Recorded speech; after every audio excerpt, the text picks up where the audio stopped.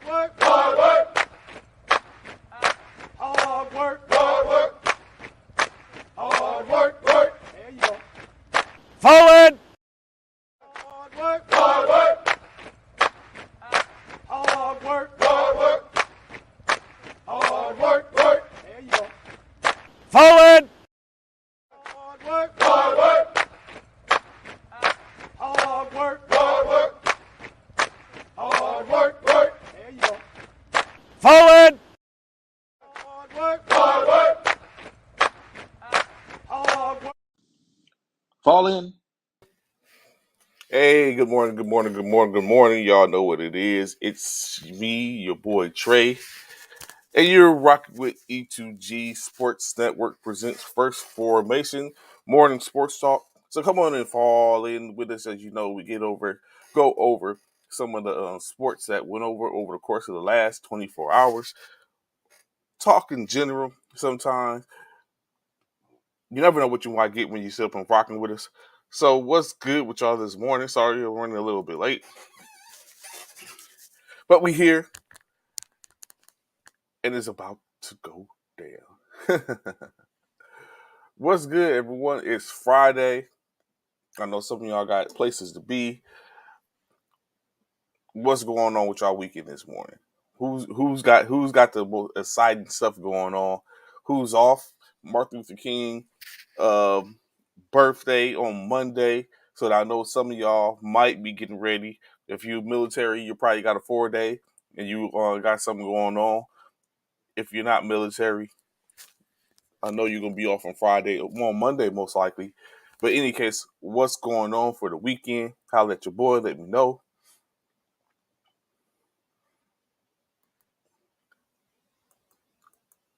Commissioner Myers, what's going on this morning, brother? How you doing? Glad to see you have your formation this morning. I was checking. I see you out doing recons and stuff like that. I see you making your moves, doing your moves.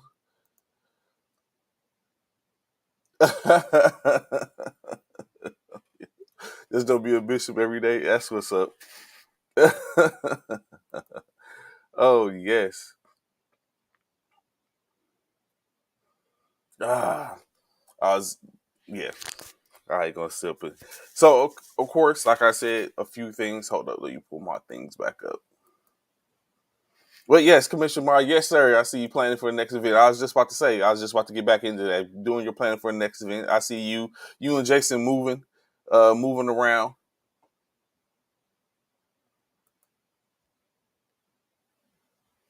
Of course, a lot going on. In fact, speaking of military basketball in general, not necessarily the NBA, but I know there's a lot of tournaments going on. One big tournament, Martin Luther King tournament going on this weekend at Fort Hood. Phantom Warriors, Coach Uriah Hunter. I know there's a lot of teams that's out there. A couple of other tournaments. This tournament, I think, there's a tournament on Fort Lee this weekend. So a lot of people out doing stuff, making moves, and doing stuff. Of course, when it comes to that in military basketball, Commissioner Myers and his associate out making moves for their plans. So a lot going on. Yes. Yes, MLK at Mayport, going on. So there's a lot out there that's going on. So of course, y'all should be able to tap in, check out the Military Basketball Association, and you should be able to see what the latest and greatest is. National Military Basketball Tournament to see what the latest and greatest is in the military, across the military. A lot of teams out doing some stuff. Traditional wise, I think I'm going to the process of hopefully planning something for next year. I don't know. I see what they let me do. I know that's been tradition. Anywhere I was in the military, there always was usually a preseason basketball tournament, military basketball tournament, whether it was open to everyone or if it was just for the intramural sports. There's always been one since I've been here on Fort Polk. There hasn't been one, but I'm in the position to make change, so I'm for to make one happen. Yes, I was like, I just said, Commissioner Myers, I want to see what I can do. I want to see what I can make happen. I already put it in my plans. in position to make change. So let me see if I can make some change. Okay. Until they tell me I can't. Um, Let me see. Go ahead. So of course, wait, real simple stuff. Oh, I can't find it. 1 second.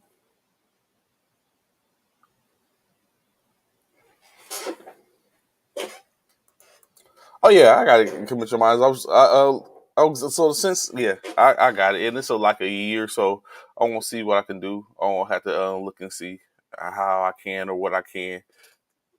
What left and right limits should they give me? I try to see what I can make happen. It's some other along with some other things.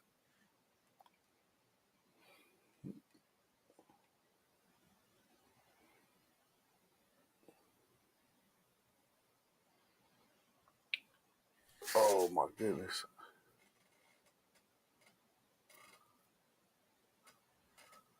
Good morning, sis. What's going on, Kanife TT? How's your morning going? Glad to have you formation with us this morning. Greatly appreciate it rocking with us this morning. Um,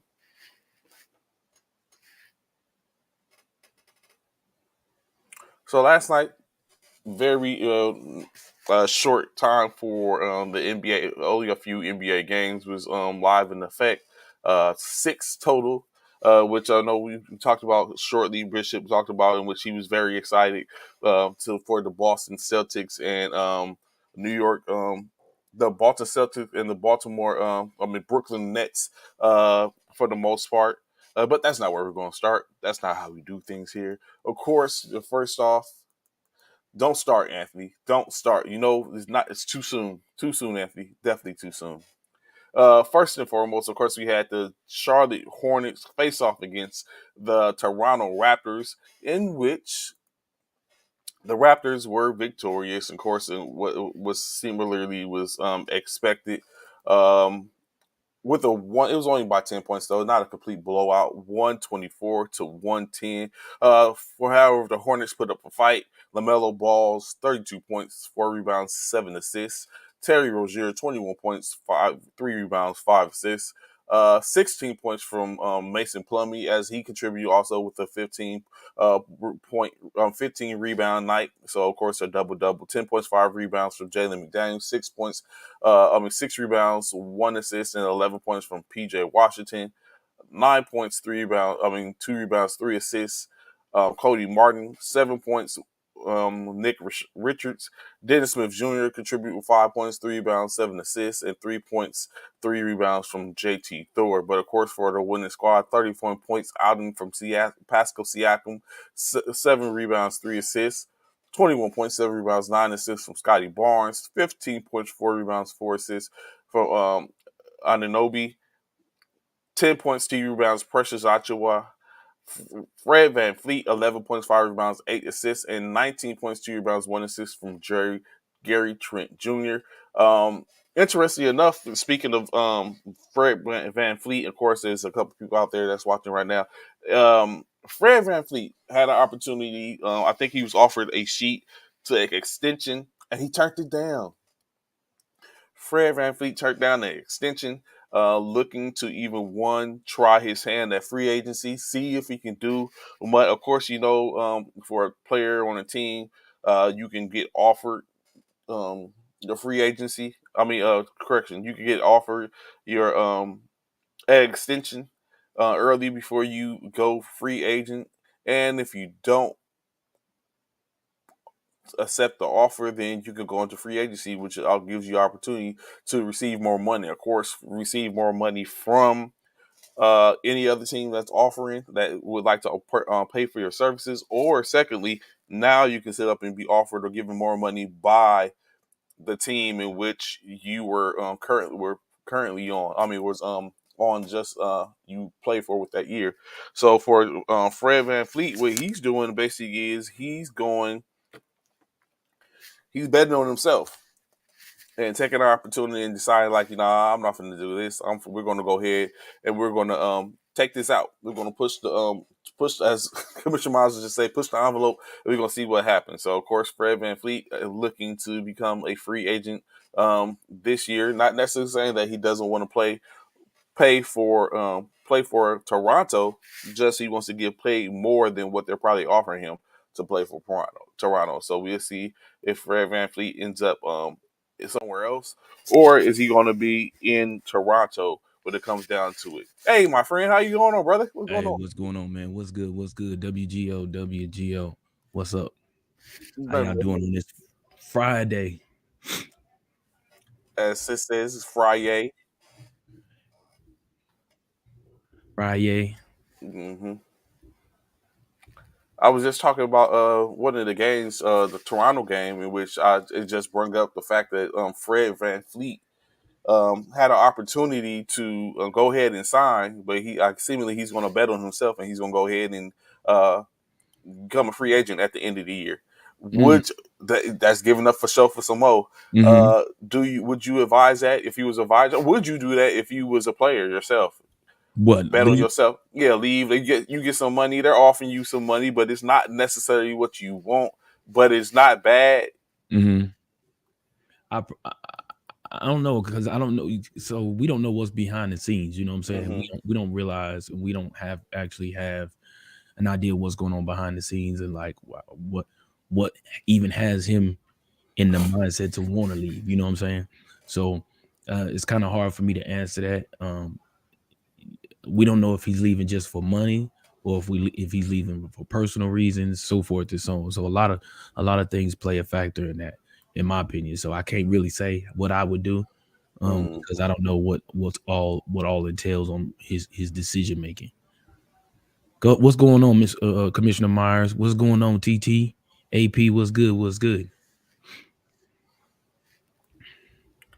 So, of course, another game that we had last night, Oklahoma City Thunder victorious over the Philadelphia 76ers with the score 133 to 114. Gay Shillis Alexander, 37 points, 8 rebounds, 6 assists on the night. Josh Giddey contributed 20 points, 4 rebounds, 8 assists, 14 points, 2 rebounds from Trey Mann. 14 points, 5 rebounds, 4 assists from Jalen Williams, 4 points from Lou Dort, 6 points from Darius Brasley, Michael Schuller contributed with 7 points, 8 points, Kendrick Williams.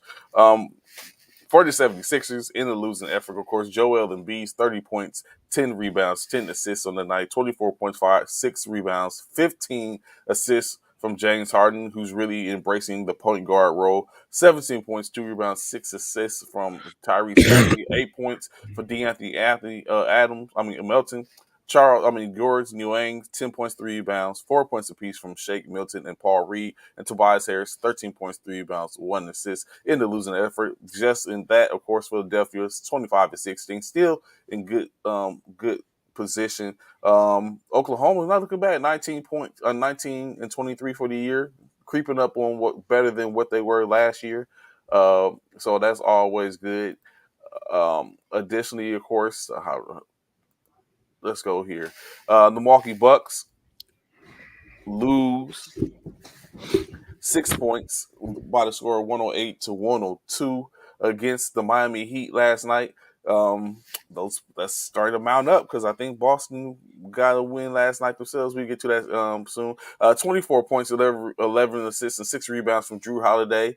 Javon Carter, 18 points, 4 rebounds, 3 assists, 16 points, 5 rebounds, 1 assist from Jordan Norwa. 15 points, 3 rebounds from AJ Green, 9 points, 4 rebounds, 1 assist from Pat Connaughton. Bobby Portis contributed 12.7 rebounds, 1 assist. Brooke Lopez, 6 points, 3 rebounds, 2 assists.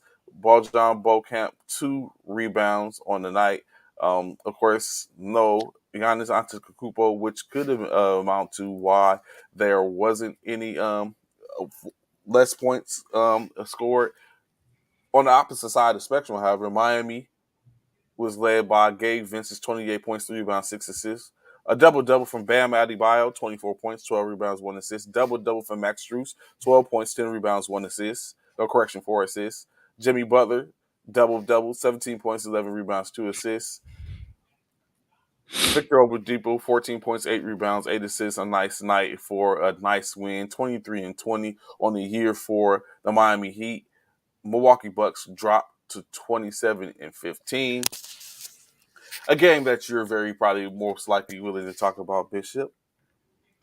It was close, but no cigar. And you would have thought this would have been a game that Brooklyn could have got.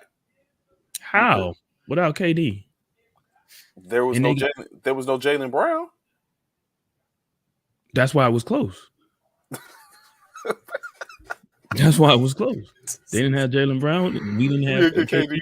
It was close. That's why it was close. Y'all had Kyrie and Ben. They had Tatum and what's the little redhead black kid on the court. What's his name? Talking about Derek Smith or Michael Brogdon? Not Brog. No, the black. He black. I think he the 2 guard. Oh, you talking about he's Marcus Smart. Marcus Smart. Thank you. That's him. They had Malcolm Nee Brown. Coach Williams said Grant Williams. Just saying, bro. But like it was an even game. Yeah, even game, but go ahead. Yeah, 20 points, Jason Tatum, 11 rebounds, 5 assists on the night. 16 points ahead from Marcus Smart and Malcolm Brogdon. Marcus Smart, double-double, 6 rebounds, 10 assists. That was Marcus Smart. Malcolm Brogdon, 5 rebounds, 2 assists on the night. 11 points, 5 rebounds, 1 assist from Luke Cornett with a nice reverse slam last night. What's good, Coach? Mr. Reed, how you doing, Dwayne? Good morning. Good morning. Calvin, I see Calvin show up just in time before we get to talk about them damn ratchet ass Mavericks from last night.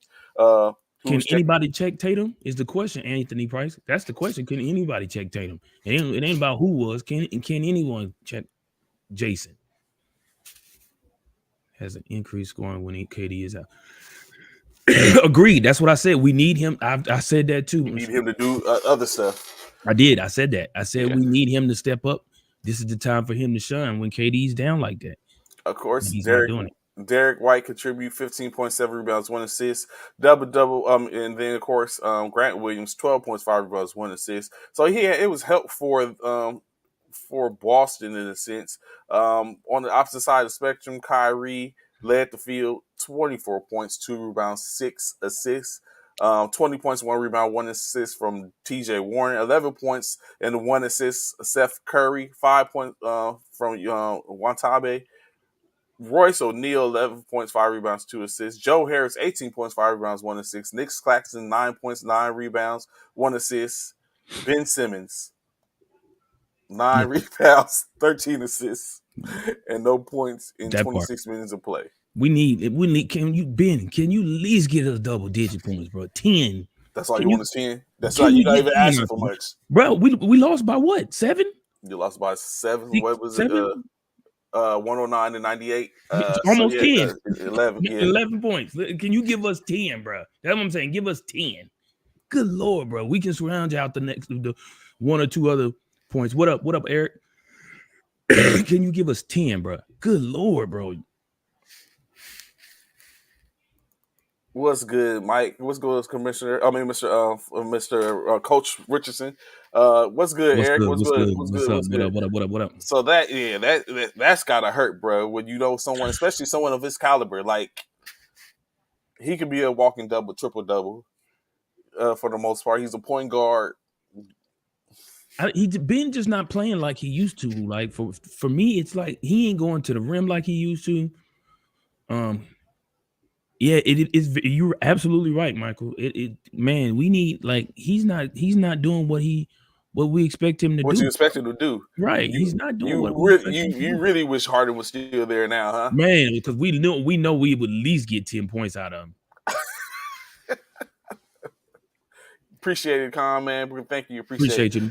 That's got to be stinging, bro. Man, like we need no that points. You could even get us 13 points. You could have at least got us and half. At least go to the foul line. Even if you ain't gonna shoot the pill, I mean, even if you're not gonna shoot the rock like normal basketball players, then at least go to the line, drive to the bucket, go to the line, try at least draw a foul, so you at least get points from the line. And you Good know what? Lord, bro. This is going to be, and I He think this is was going to start some to. type of I something. think this is going to start to set him back in a sense because this is a conversation that's going to be had. Like he might not hear us having this conversation, but everyone's looking at it. I'm very sure his teammates is thinking to themselves like, "Yo, what are you doing, bro?" Like, you know what I'm saying? Or you get to the point to where now when you on the sideline when he sit up and get the ball, his teammates go, "Oh, here we go. This dude got Yeah, the ball." that part, bro. That part. Look at Thomas coming in here talking about the NBA champion is here in the You know what, building. Thomas? You're like a Dallas Cowboy fan now. You're living off what has happened.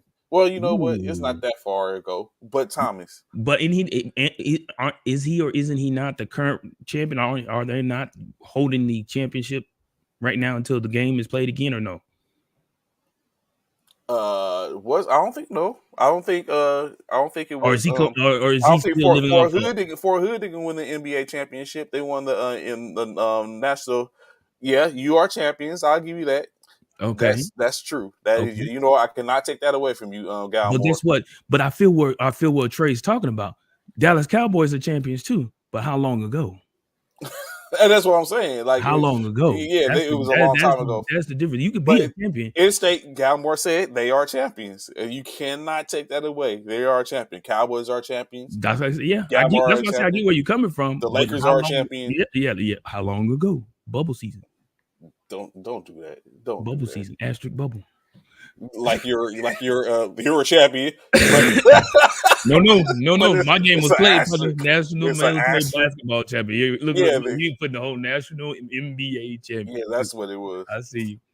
You can never take that away from us. Facts. You right. That goes down in the books as that y'all Yes, were different. You're national saying different. You're saying different championship. Like what Coach Richardson said, different MVP championship. champion. Oh. That's what it was. He's making MVP. sure they get it right. Yeah. Oh, he say National military. make sure Yes, you yeah, make sure put you some get respect on the tournament. make sure you get some man, we got to get to the this time last year, it was about to be Miss Green's You know, tournament. but Came up on my timeline. you're going to Dallas on your way. Stop at Fort Hood. It's Coach Uriah's having a MLK tournament Starting when? today. Oh, word? Yeah, so I didn't see nothing about that. Yeah, they so shopping through their they have a mill. I know Fort Polk is down there. It's a good amount of teams. I was looking at the bracket last night. The schedule. So they're gonna be at Abrams as well as I forgot one other one. He But said yeah, Thomas said it's gonna be crazy this weekend. so For they Hood. got it going It on is down there. big tournament. That's what's up, man. So That's stop what's through up. there when you're on your way to I'm gonna Dallas. tell my Stop through there. LB. I'm gonna tell my LB about it, man. Let me see what's good. But yes, like we were talking about, it's unfortunate, bro. That's got to be rough. Rough ain't the word, bro. No point.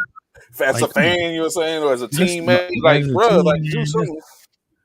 that's a rough pill to swallow, bro. Especially when Kyrie, I know he like, God dang, bro, like help me. Help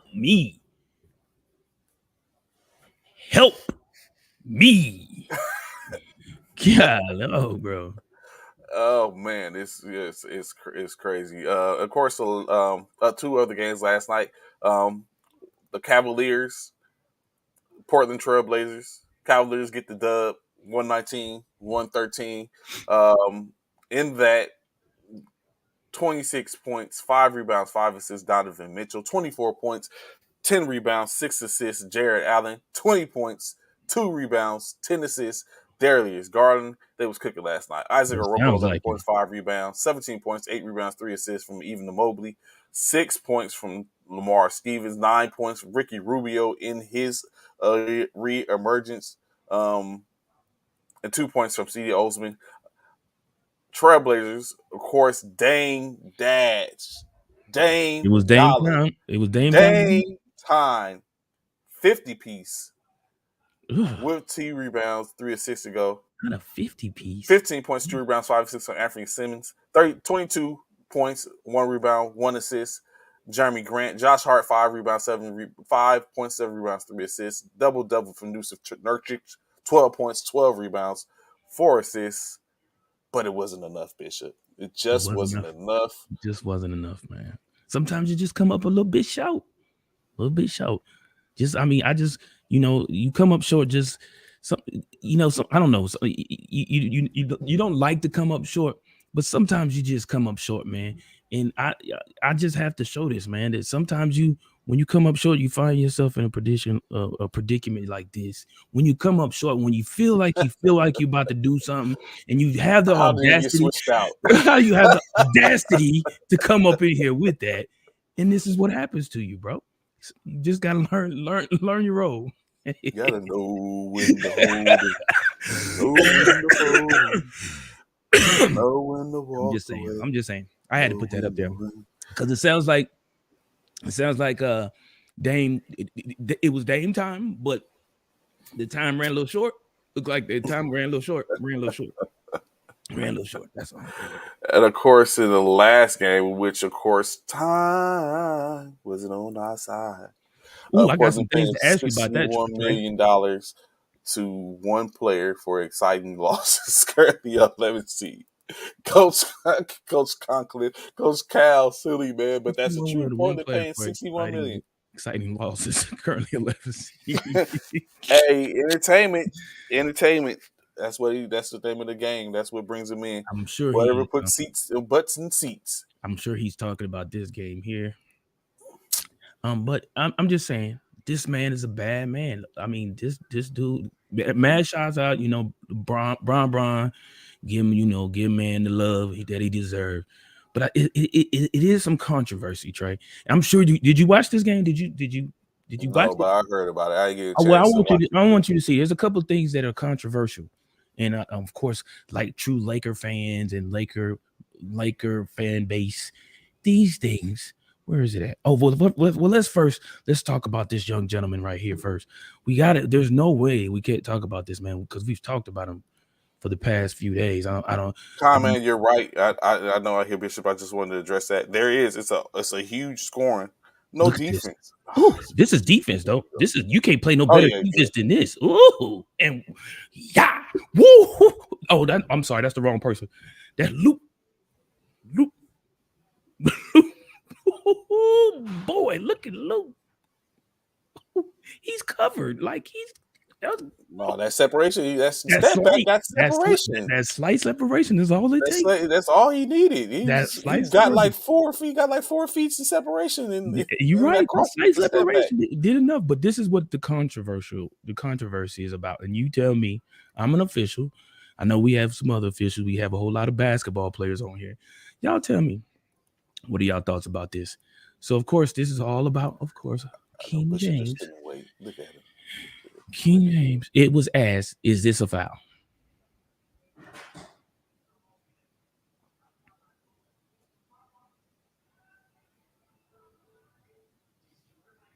Look at it again. Pay attention to all of it. Don't just pay attention to what happened in the paint. Pay attention to the entire process leading up to the paint. Yeah, when Gabriel That's got the hook fouled right there. Yeah, Gabriel got fouled. He got hit on. LeBron got hit on the elbow. It looked like, and Gabriel got fouled on the follow up.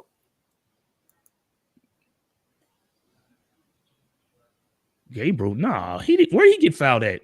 You look at him going. That's a foul right there. Where? What? Where do you see a foul on Gabriel? Gabriel's right here, 35. Where's the foul at?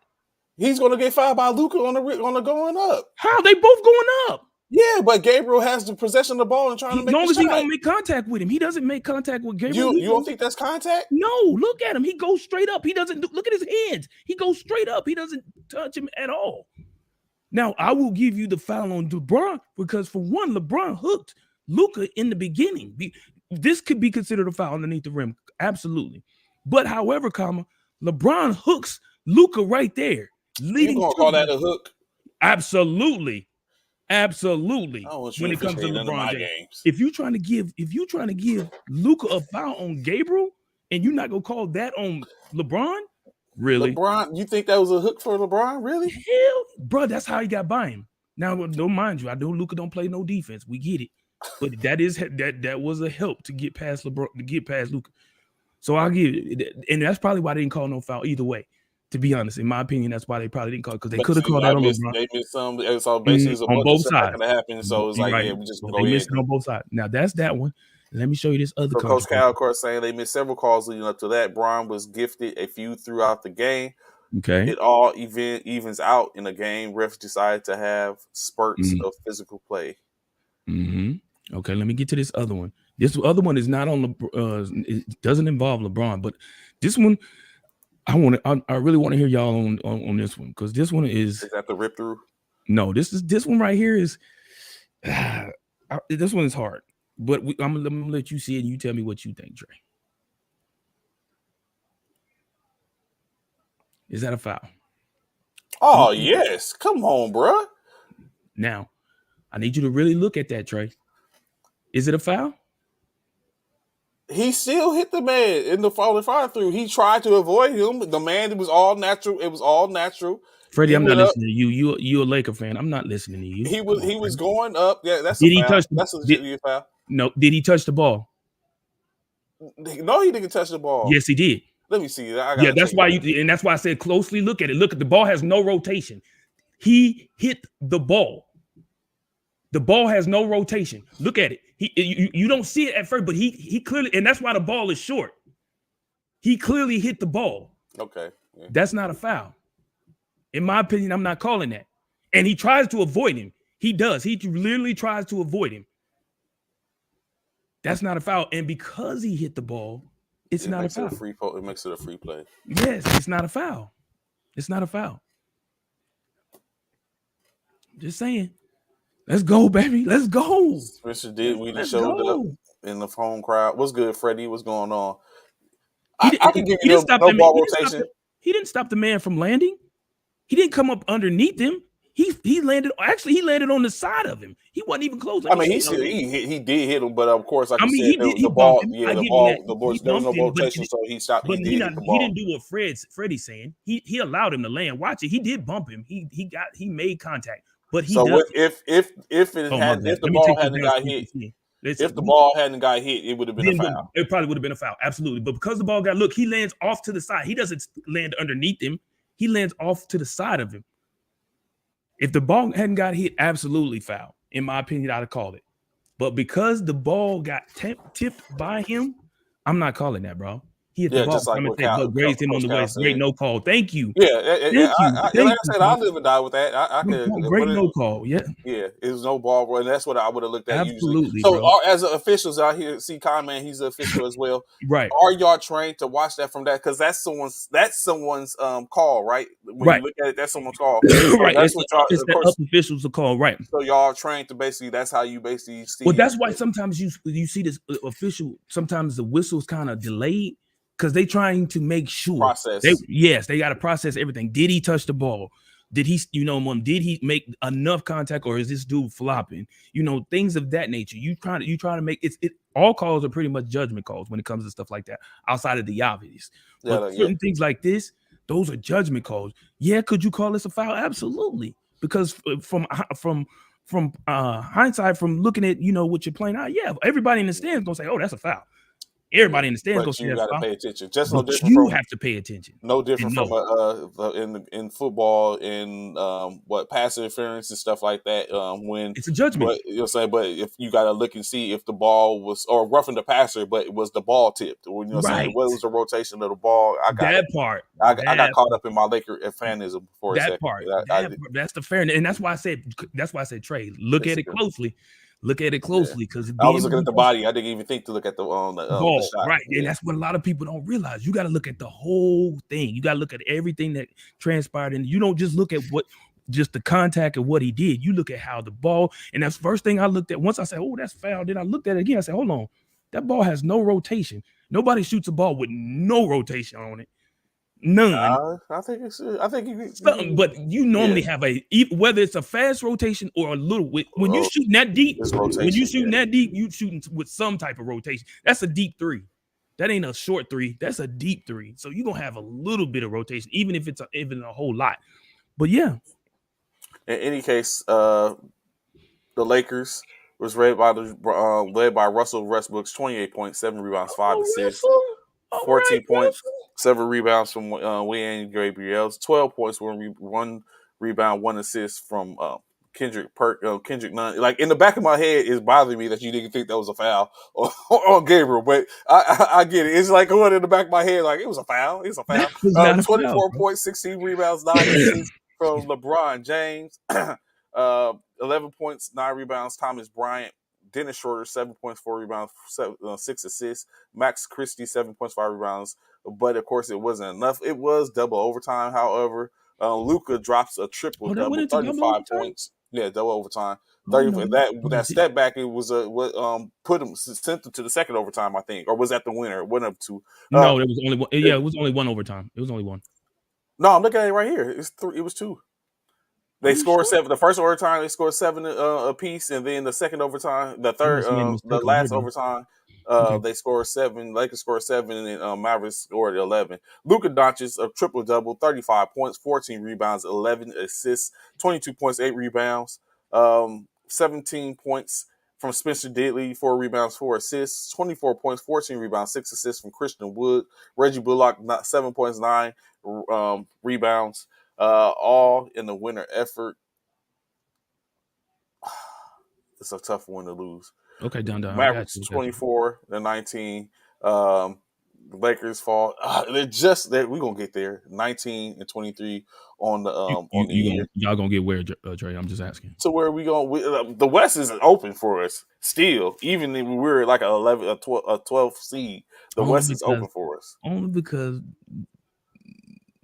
Zion's out. Luka ain't got no help. I'm team Luka, but he ain't the MVP. Ooh, he ain't the MVP. It's crazy you say that, Trey, because I'm team Luka because he ain't the MVP. This is what the NBA is asking. Out of these 4 individuals, who do y'all feel is the MVP? You have your boy Luka. You have your man Joker. That man right there. You have your man the Greek Freak. And last but not least, guess who? Jason Tatum. Who's your MVP for this season? First and foremost, Bishop, because I see a lot of answers, but I don't see the right one. Oh, okay, I see it. What we got? I told y'all. What is the definition of an MVP to you? The same as it is in the NFL that we spoke about. The most valuable player on your squad. At this point. And you saying Luka is it? I don't think Luka is, man. We just talked about it yesterday, bro. We just talked about it. We just seen Luka about a month ago. Dallas. Yes, Dallas is winning because of Luka. He's the most valuable player on his team, right? But can they lose consecutive games without him? Yes. They can? Can they lose or can they win consecutive games? I'm sorry, I said lose. Can they win consecutive games without him? No, probably not. Okay, so keep going. Okay, now I don't know who they're playing. But is that the same thing to be said for Denver? No, that's not the same you can say for Denver. I don't you don't think? I think they can win game. I think so. Put it like this. I'll put it like this. In my opinion, I feel like Denver could win more games without Joker. I used to feel the same way. I thought with Jamal Murray coming back that was going to sit up and cut into what the Joker is doing. Mm-hmm. I don't think that's the case, man. I think that's Joker's team. This is the thing, though. I feel where you're coming from, and I felt like with Murray coming back, I'm still team Luka, but I think Joker has really put a stranglehold on that award right now. This is the thing. My problem with that is we haven't had the opportunity to see Luka come on, Joker be out of as many games as Luka. We haven't seen that. I think that's why we automatically give it to Joker because Joker is not missing as many games as Luka's missing. That's just me. That's how I see it. Djokovic. I get you. Like I said, I'm team Luka. I thought it was. Mm-hmm. I thought it was Luka's award to lose. Right. Okay.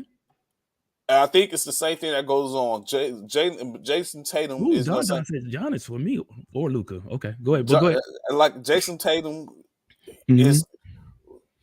Jason, as we go down the season, of course. Jason Tatum started out hot, but Jaylen Brown's coming on. And Jaylen Brown's starting to eat into That's what why is he Jason can't Tatum. be. That's why he That's can't why be. he's going to have a trouble. It's going to take you know what I'm saying? But Jason Jalen Brown. Brown's going to be out for a second because he has a abductor muscle strain. So he's probably going to be out at least a week or something like that. So Tatum's going to have some opportunity to get separation starting last night as they played. So that's one thing. Giannis, I'm not even saying. I don't even think at this point Giannis isn't even in this conversation for me. But whoa! Why not? Because of the other three. That's why. Because of the other three. It's not because he's not doing it. It's just because of Tatum. And that's the thing about it. You got two in the East, two in the West. But like I said, Luka is that dude. I mean, but you only got one out of the three. Out of the four, you got three. Well, if I was to sit up and put them in the order right now, Giannis would be number 4 for me. Wow. Giannis would be 4. Tatum would be 3. And then it's a possibility for Giannis to overtake Tatum as long as Jalen Brown is going to put it on. And then lastly, I would give it to Luka at 2 and the Joker slightly at number 1. With a slight edge. Yeah, with a slight edge. Because, I mean, obviously, like Luka helped them win that game last night. He won the game for them last night, obviously. And so I look at it, if that player wasn't around, what would be the distribution on the points? Is there a distribution on the points? He said Jokic can't get in there as a 6 seed. Coach Cal, I get it, but the MVP, like I think I just try to remove the fact of where the team is and what is your value to your team. Like, and you know what I'm saying, even though they're a 6 seed, right? I mean, at this point, they're not a 6 seed. They're the number 1 team in the West. So it's like at this point, it's like, what is it? So that's why I look. It's like. For me, I'm Luka. I'm team Luka at this point. I think Luka was deserving of it. He's obviously put it in the work, and he might still be. But the Joker is coming on strong and fast, just like every year. It comes on late. I thought it was going to be different. What's going on in Boston? I thought it was going to go on in Denver, but we're halfway through the season at this point, and a lot can happen on the second half. But right now, that would be me. Joker has. Luka and Joker are battling it out for that trophy right now.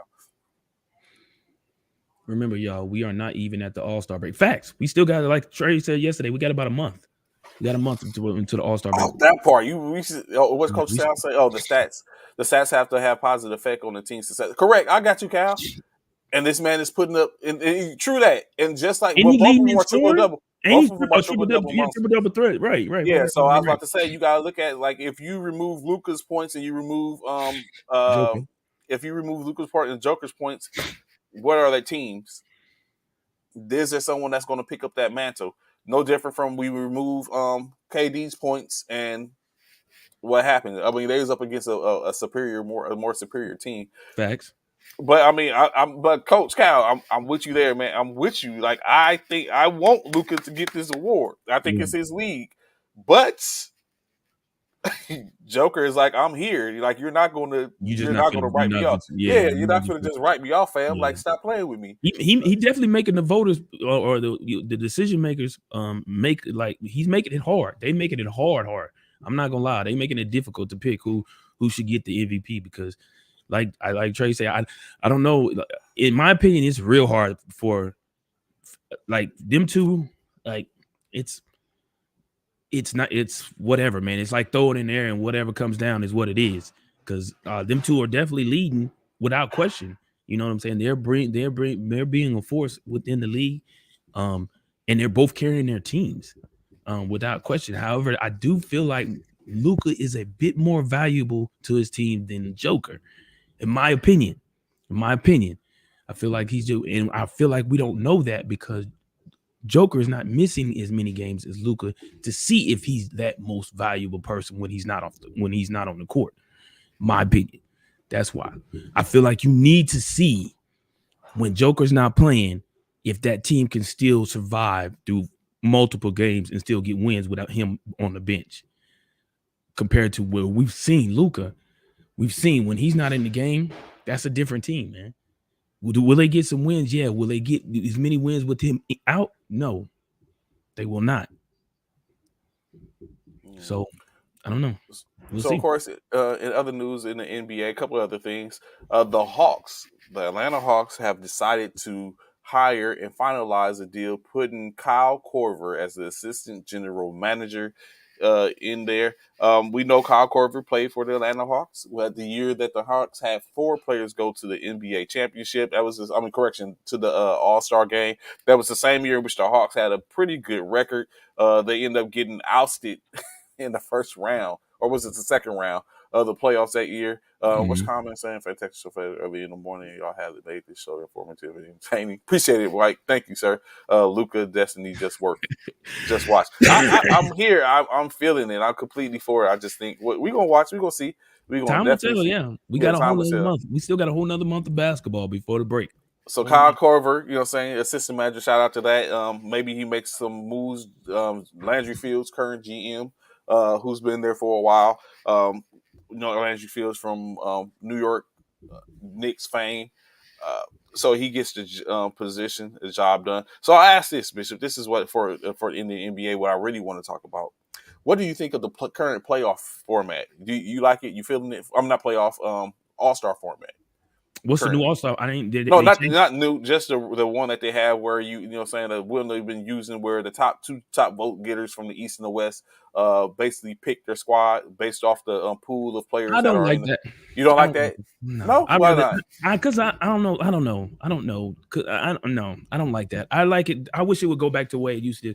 I don't like the captains where they pick their team. I don't like that because I feel like a part of me feels like it's favoritism more than anything. Mm. You're not truly basing it off skills. A lot of times I feel like you basing it off, if you know the dude, you like him, y'all cool, y'all friends.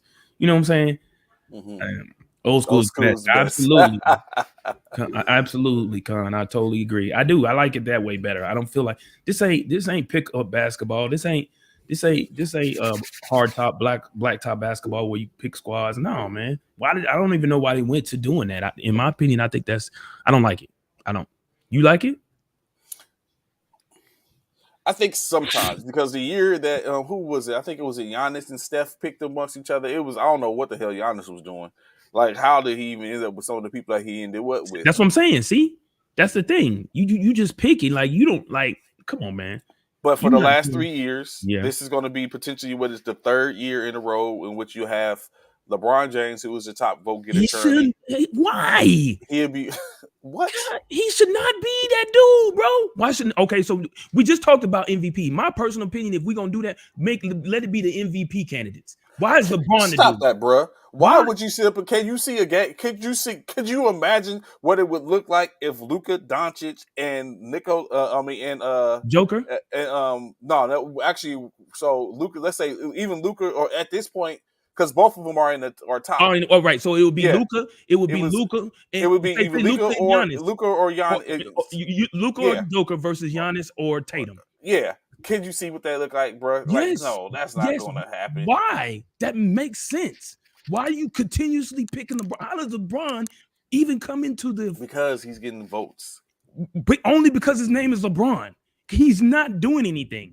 So currently, LeBron James is the top vote getter for the front court. He should I mean, not he's the be. overall top vote getter, but he's the top vote getter for the front court players. On the opposite side of the spectrum in the East, that belongs to Kevin Durant. However, this is be the third year in which they picked, but every year in which they pick, Kevin Durant is injured. So he might not get to play, but he does get the points and he does get to pick the team, help pick the team. So in this case, currently you have LeBron James and the front court right now. The front court starters would be or could be potentially LeBron in the West, LeBron James, the Joker, and Anthony Davis are the top vote getters in the West.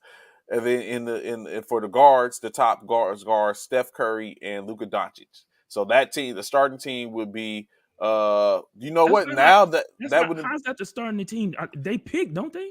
Yeah, I'm saying the start what because If you but they you going still by what the vote, you going by yeah, votes, so like, they still oh, have to okay, yeah, so it yeah. just so yeah they look at it so they put those on there so those players so that would be the start the votes are would be the starters so the votes is picked the votes pick the starters and then the players then the coaches go and pick the rest of the team but so that's what you're looking at and right now the Denver Nuggets would be their head coach would be the at this point would be the player and which and so all this is about to go down in a little on the 26th actually is where they're going to determine the starters so and then after the 26th it goes to after that it starts to go down and the coaches will pick before I think 2 weeks before the all-star game on the west I mean on the east of course you're looking at um Kevin Durant, of course, as the leading the captain and the and leading points getter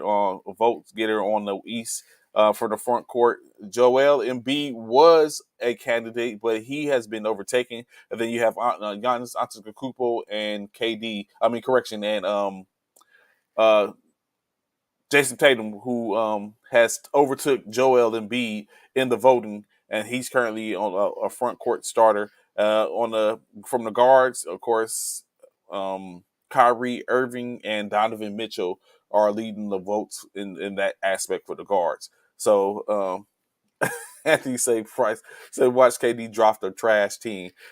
I don't think it's. I think he's going to. Of course, like I said, it seems trash maybe because he's not going to be playing or he isn't going to play. He said to me, the All Star game is like we used to do on the playgrounds, and it's just like that. But Calvin, saying going back to this, that has been done before in the Shooting Stars one or the kid with the young guns coming up. They had the World versus the U.S. Um, Now you know what in this aspect, Coach Cal, that wouldn't probably be a bad aspect. But of course, I think the issue is there's not enough world players that can compete to make it that a good of a game. Like the upper tier, we could get some starters when you look at Giannis. Of course, yeah, you look at Giannis, you probably would have to slide some of the Canadian players over to the world team. So you're looking at Giannis, Joel Embiid, who is actually dual citizenship. Giannis, Joel Embiid, Jason Tatum, actually Canadian. Um, Ben Simmons, a Canadian. Luka, of course, you have on that squad. Um, those will be. Maybe so. You got the Bogdanovich brothers. Maybe it wouldn't be that bad of a squad.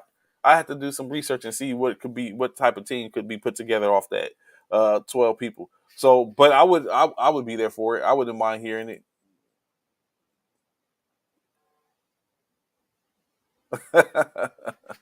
It was, and that was another one. See, so it's been some where you like the vote getters is like uh yeah, Markkanen, that's another Sabonis, Zubac, maybe you know what I'm saying. But of course that so you bring up some good names, Coach Africa. But additionally, what you do with that is those are all there's no guards like outside of Luca. Maybe the Dragon, if you bring him back, maybe Rubio, like the guard play isn't going to be consistent or wasn't be the best. It's like they gonna cook the world the U.S. will cook them at the guard play minus Luca, but the big men is where we the worlds would excel in my opinion. But they're getting cooked um, at the guards. East and West players, which should be decided by fans, coaches, and players distributed evenly. Uh, I'm just saying, it's that's what it is. Con man, I just think it would be different. It would be. He said, "4-1 USA, maybe 4-0." A USA versus the world team would be um, just like MLB winning in the All Star game gets the home field advantage. NFL should take notes because the NFL Pro Bowl is now a flag football game, and that's not a joke. That's see Don. See Don, you play tackle, you know what I'm saying, semi-pro tackle and all that type of stuff. So you don't know the joy of a flag football game. It's such a joyous occasion. Just wait till I get my game. I can't wait. This dude here, man. Just wait. Just you wait. But yeah, so it's to be sought after. We have to see, of course, that, but that's very interesting. Like it's that it might go down. We'll see. All Star as they continue with the All Star voting. Like I said, they're going to be the teams get chosen. The team captains choose 2 weeks out. So 2 weeks from the All Star game, we'll see what the team is. Of course, in the next couple of weeks, we're going to see. What was your question, Anthony? I'm sorry. Okay, you put Your starting lineup for the West and Bishop for the East.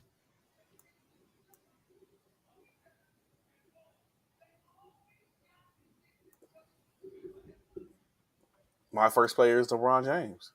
I don't know why. They would lose. Don't worry about it. They would lose. They would lose. That's too easy. But if I want to flip and win first, I would draft LeBron James first. I think Bishop would take KD. Wrong. Oh, you wouldn't take KD? Why you wouldn't Not take first. KD? Not Not first. first? Why? He's gonna be there. I'm drafting He's the whole not going to East. be there. How? I'm drafting Because the if East. but now the system will. The only thing that you playing for the East, you don't make a difference who the players that you pick. Aren't all going to be on the East. You pick anyone in the pool. So if I take LeBron first, then it's still all the other players. So let's say if you drop 10 players, right? Mm-hmm. If it's 10 players in which you're drafting, if I draft LeBron James first, then you have any of the other 9 players. 8 players to draft. 7 players to draft in this pool. So Mm-hmm. if you draft KD, then of course my next pick is Luka. If you don't draft Luka, if you draft Luka first, I'm probably gonna go with KD, and then you go up next, and then my next pick is going to be Steph, and then you know what I'm saying. So I would think that you probably would draft. Well, let's do that. We're gonna do that. Let's do that. Let's make that pick. Go ahead. So based off, not now. Okay, Not now. We're okay. gonna set it up. We're gonna set it up. We're gonna make sure we have that set up. Appreciate. Well, you know what? When the All-Star game is decided, that's when let's go. That's when we'll do it. Y'all stay tuned, baby. I'm gonna draft the West. You're gonna draft the East. Let's go. Mm-hmm. And y'all make sure all y'all that's on here, y'all look at the squad and y'all tell us who won. Who y'all think would win in the East-West All-Star game. We can do it however you want. We can even draft it. We can draft it, pre-draft it, and then come on and show it, or we can draft it live. Whichever one you want to do, baby. That part. Let's go. Matter of fact, you know what? With that, if I'm gonna do y'all just because I like what Anthony Price did. I'm gonna do y'all just. I'm gonna see if I can do it. What I'm gonna do is I'm gonna put whatever our team is for my East team, his West team. I'm gonna see if I can put them together on NBA 2K. Oh, okay. And have them play against one another. Simulate it and see who can pull off the dub. It's strategy. Well, that's what Bishop. That's what you're saying. Bishop does a lot of things off of emotion, Cal. No, so that's where I wouldn't put Luka on the same squad with Bronson. Don't tell him nothing. Don't give him no pointers, coach. Don't give him no. See this. Just watch. Don't give him no pointers, coach. Wait. Don't give him no pointers. Don't do that, coach. We'll have matter of fact, we're gonna have one of y'all do the coin toss of who gets to pick first and all that. So you know what I'm saying? We gonna let's go. I want to be on this show. Don't let me come on the show. Who said that? Michael. I'll have to it'll have to be Blacktop. Oh, it have to be Blacktop. Okay, yeah, it might have to be Blacktop. Either way, I'm gonna try and see if I can make it happen and see if I can get, because I know somebody, you know what? Well, that's a regular game. I know there's a guy that's on Facebook that does it all the time. He plays the I forget what Lakers it is. It's the Lakers with Kobe, Shaq, they're all it's an all-star. Well, not an all-star team. It's the old Lakers. It's because Horry's on there, all of them, and then it's Jordan, Pippen, Paxson, I think, and Rodman, all of them. So he did it last night on Facebook. So I'm gonna see if I can find a way to make it happen. But yeah, y'all stay tuned, man. It's coming. East versus West. See who come out on top. The GOAT, or will it be Trey? Let's go. Another way for me to solidify it. Let's go, baby. And you put that could be to drive some players to your Twitch. to Twitch to be like, this is a game. This is the game. That part, man. Yeah, definitely Twitch it. Definitely Twitch it. Yeah, watch it. Stay tuned. It's coming. Oh, speaking of which, Trey, this is. I want y'all to see this again, man, because this is. Like I said, it's big controversy, bro, over this, and I need y'all to really look. I'll give you another look at this, Trey, because your boy, he all over it, of course, but he's that's just him. Give you a better angle. That's the regular angle. But look at LeBron. Look. Oh, crying. He touched the ball, guy. Watch, here you go.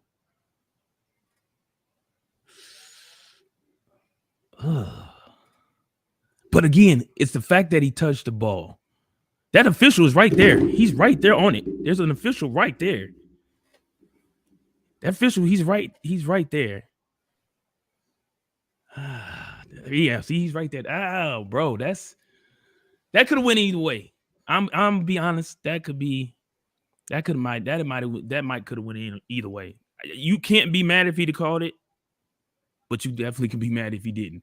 So, yeah.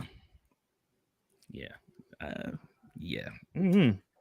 That's a hard one, bro. I ain't gonna front. That's a hard one. But either way, what's going to be hard is this team I pick over you. Okay, y'all heard it here first. Make sure y'all timestamp that, baby. Timestamp that. What y'all heard. As soon as y'all heard right here. As soon as those teams drop, it's going down. Man, the squads. Let's go. First formation, East versus West, Trey versus the Bishop, the GOAT on NBA 2023 All-Star Game. Lakers lost because of them. You knew Luka was getting that ball both plays. That is bad.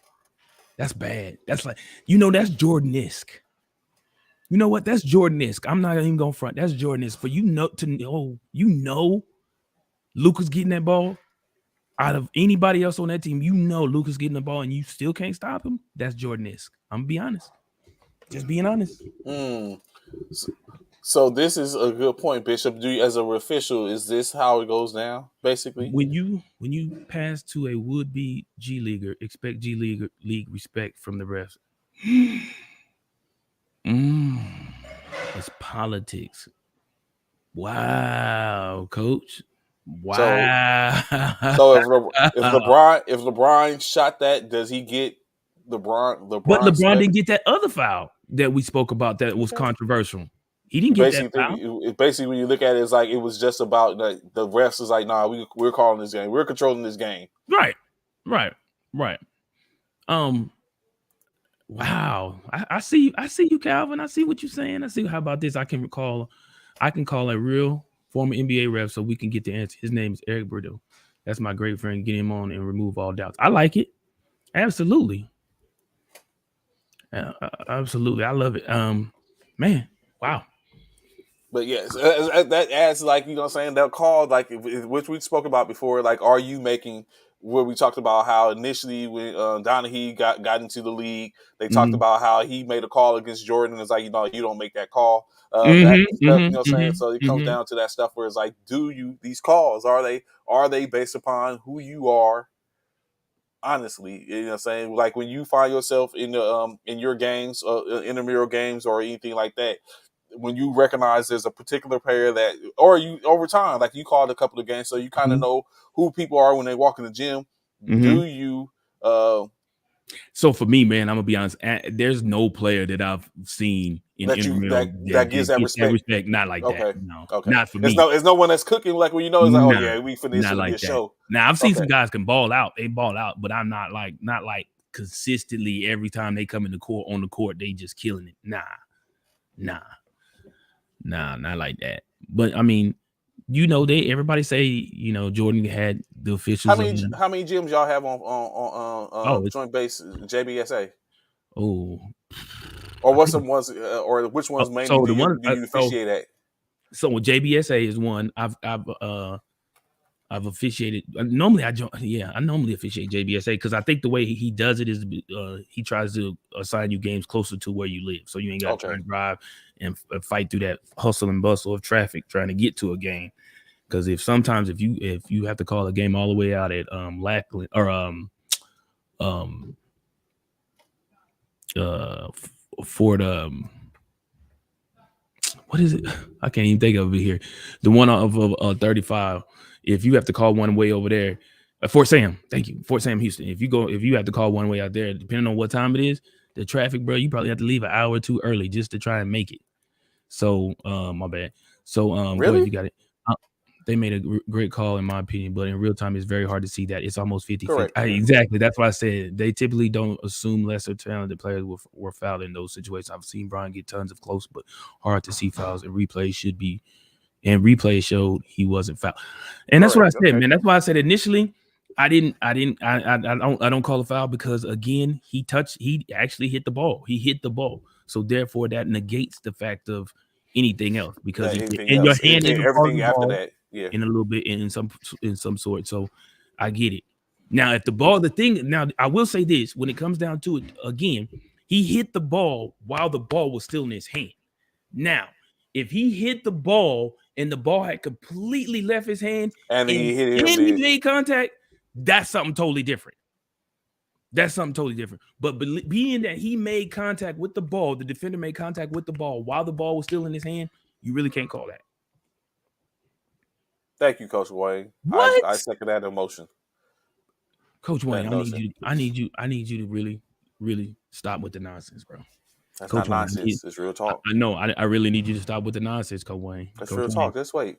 Coach Wayne, I really need you. Trey, you don't even believe that. I do believe that. Trey, I do believe. I can say not believe it. So, okay, let me ask you this, Trey. We're coming. I believe firmly that we're coming. Trey, let me ask you this. I'm coming. Out of the two, who's more likely to win a championship? The Lakers or the 49ers? And you can't say both. Well, out of the two, who's more likely to win a championship? The Lakers or the 49ers? The Lakers. Oh my God, you don't believe that, Trey. The Lakers. Oh my God, you do not believe that, Trey. Don't do that. Don't do that. The Stop it, Wayne. The Lakers. Stop it, Coach Wayne. Stop it. Stop it. Stop it. I really do believe the Lakers. Oh, this dude. Oh my God, bro. Because truthfully, I'm fearful for the 49ers. I'm not going to even lie. Like I simply talk about, I'm really instinct is we can't. You should be fearful for the Lakers. No, they bro, got veterans. Y'all in ninth place. We're not even in ninth. We got veterans though. We got veterans. What we started now? I thought y'all was in ninth yesterday. No, we were like 12th or something like that. Oh, y'all ain't even in the play-in. Why you look like you was disappointed? He was like, y'all ain't even in the play-in. Y'all not even in the play-in, but y'all gonna just win. Wait. That's what I'm saying. Hey, you saying the Lakers with or without LeBron? I'm assuming that's a question. With. And KD, we had AD too. Damn, he just don't want to jinx the. Nah. Is that what it is, Coach Africa? You don't want to jinx. If the Lakers have to go through the playing games, that will be too much for these old bodies to endure. 4 times best for the 7 series after a full regular season for guys that rested. That part, you better tell him, Coach. Calvin all over it, man, today, man. Look, LeBron playing at this level and AD coming back at the same level. Watch, we family have half from 7 to in 2 point. Okay, 2.5 game from 6. Okay, Trey, just sent you a photo with Eric and Michael Jordan. Oh, I see it. Yeah. Bang bang Niner gang. Oh Lord, here we go. I'm just saying, bro. That's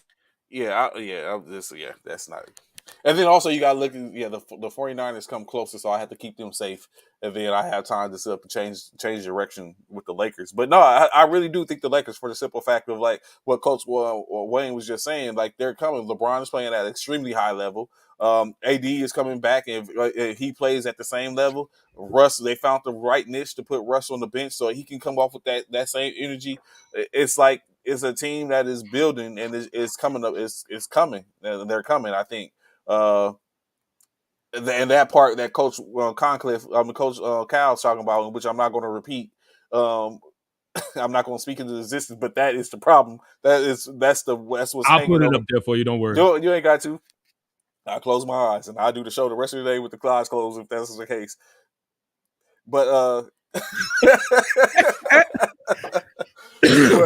but it's just that, man. It's that's what's going on. Like and that's what I foresee coming up when it comes to LA. It's like we're coming. We're not there right now, but we're coming. Give us the time, and we're going to get there. You know what?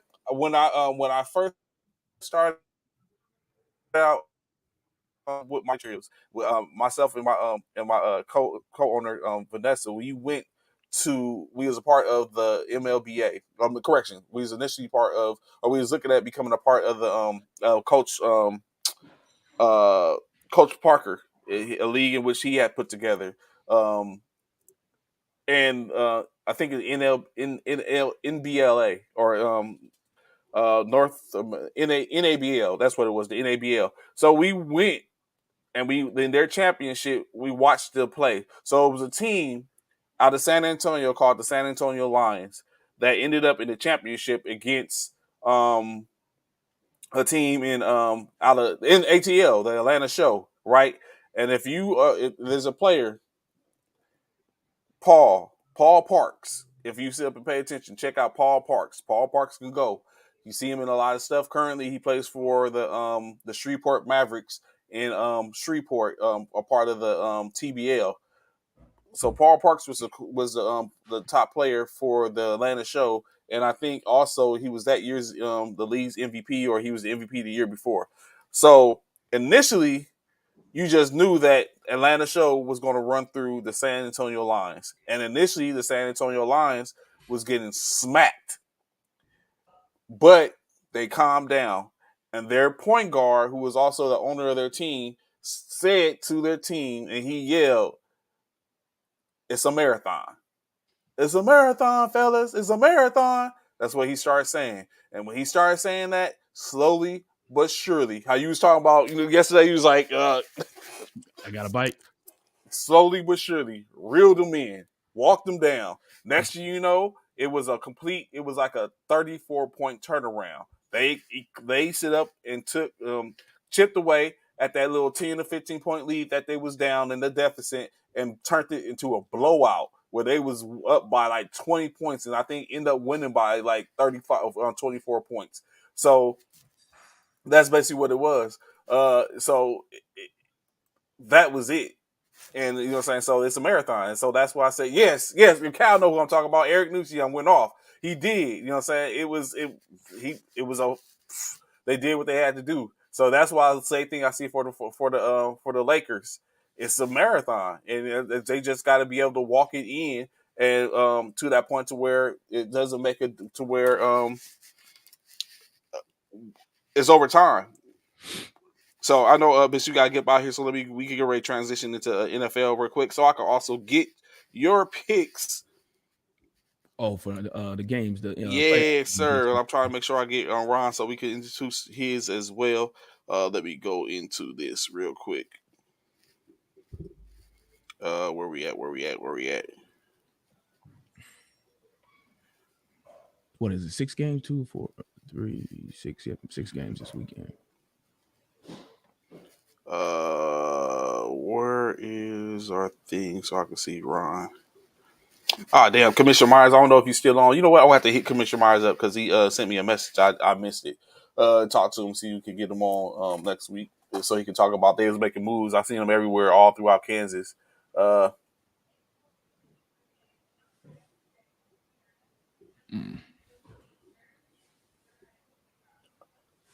I don't know about Ja is AI. The next AI Donovan is the next Davis. Let me see. Let me pull this up. Got that.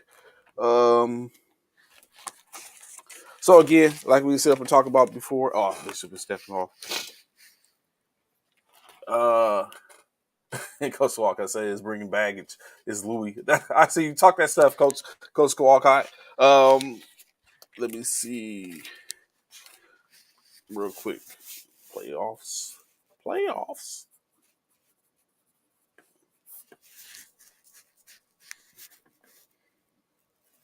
Mm-mm-mm. Bear with me, fellas.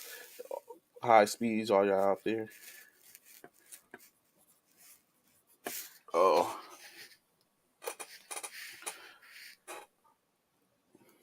Where we're at. Oh. Where we at?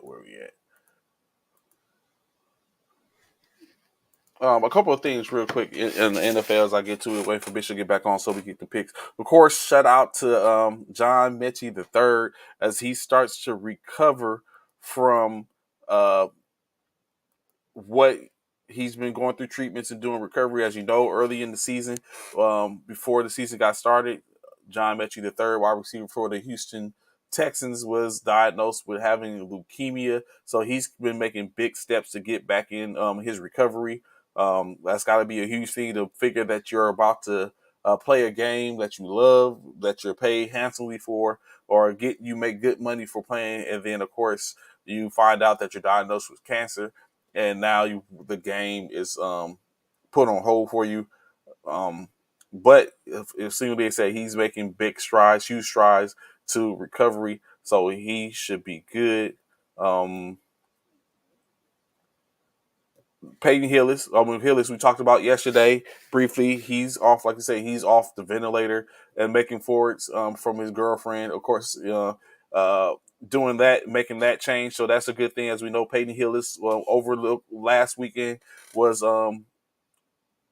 out in Pensacola, Florida, in which they were out, I guess you could say, in the Atlantic Ocean, saying having fun at the beach, and his children seemingly looked like they was drowning. So he went out to help, of course, as any father or any parent would do. In the process, he sustained injuries to his kidneys and lungs in trying to save them, and had to be airlifted to the closest hospital, in which him and another adult were being treated. The kids are okay, and then what ended up happening is he got the trauma from the situation. But like I said, currently his girlfriend states that he's off the ventilator and making strides for it. So we go from the Darman Havlin situation to the Peyton Hillis situation. But of course, a little bit different, of course, when you look at an older individual. But he's making strides and should hopefully make the recovery. Still in ICU in Pensacola, but making strides. What is the thoughts to what could perceived as being a little cryptic as yesterday Derek Carr, quarterback for the Las Vegas Raiders, said his goodbyes to the Vegas fan base. I think even had a tweet to where he talked about looking forward to his next city and fans in that city. Um, do you think he's basically being a little presumptuous, or do you think it's already a situation to where he knows and understands, like, I'm not going to be here next year, and I'm going to go ahead and say my piece now? Is it over for Derek Carr in LA? And if so, why does it be? I mean, I understand why it can be like that. Like, players come in, coaches come in, you want other people or you see other things. Maybe Derek Carr isn't the best for his system. That of Josh McDaniels. He's the greatest Raider quarterback in their history, I think, minus the Super Bowl wins. Is that what we're looking at, basically, where he's being ousted because him and, let's say, Coach McDaniels probably don't mesh well, or they don't click? No, I didn't. I didn't. Anthony, what did he get? What did he gift him?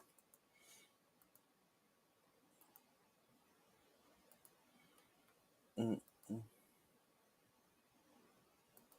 I didn't get a chance to check that out. Let me see.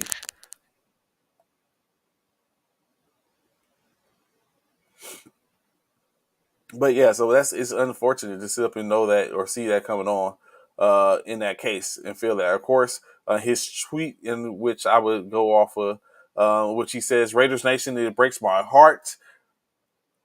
I didn't get an opportunity to say goodbye in person. We certainly have been on a roller coaster for our 9 years together. From the bottom of my heart, I am grateful and appreciative of the years and support we gave my family and me. We had our share of both heartbreaking moments and through the game winning drives. And we always felt like you were next to me. It's especially hard to say goodbye because I have honestly say that I gave you everything I had every single day, in season and off season. Uncertainty wasn't perfect, but I hope that it was able to leave you with more than a few great memories as Raiders fans. Thank you to the city of Oakland for taking us in. Thank you for the city of Las Vegas for allowing us to proudly call you home. Thank you for the organization, my teammates, all the coaches, staff, and everyone that helped me these last 9 years in those two buildings.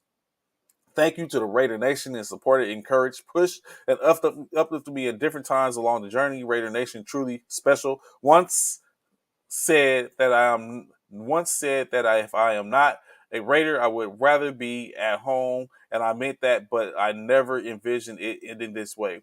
That fire burning inside me to win a championship still rages, a fire no man extinguished, only God. So I look forward to the new city and a new team who, no matter the circumstances, will get everything I have. Winning a championship is what I've always wanted and what I continue to work towards. God bless you all and love DC4. Okay, custom diamond pins. All right, that's love. You know what I'm saying? This was not. Do you, nah. Do you think Baker? I don't think that. Do you replace Derek Carr with a Baker Mayfield? Is that Coach Cal? You think that's even suitable? I think honestly, you know what? I think Baker is going to remain in Los Angeles to even take the helm at the point if I can't think of his name at this point. If the quarterback doesn't come back, what's the Rams quarterback? Stafford. If Stafford doesn't come back, I think they're going to keep Baker because he's probably more suitable and if given opportunity under his their program. Although we don't know if he's going to remain that in Sean McVay, but I think Baker stays in Los Angeles, which at that point I feel is going to be detrimental to Cooper Kupp. Unfortunately, just my opinion. Um, but I don't know who would be the next Rams. I'm not Rams. The next Raider quarterback if they go ahead and release let go Derek Carr or trade Derek Carr, whatever case like that. Who can potentially be the next one? Baker went from AFC Championship to being benched by the Panthers. Cal, you speaking on it, bruh. Carr in Washington? Nah, that's not gonna happen because that means they have to trade Wentz or release Wentz. I don't think they're gonna eat that money. They would have to trade Wentz, and I don't foresee Wentz going to. I don't see Wentz doing the person to go to Oakland. I mean to Las Vegas. I think they're probably gonna try to go a little bit younger, do a young movement. Although, like I said, Jimmy Garoppolo is about to be available. Baker Mayfield's available. Sam Darnold available, possibly. Obviously, Derek Carr may be available. So it's some people that's not going to be out there. Hell, at this point, uh, Lamar Jackson is available.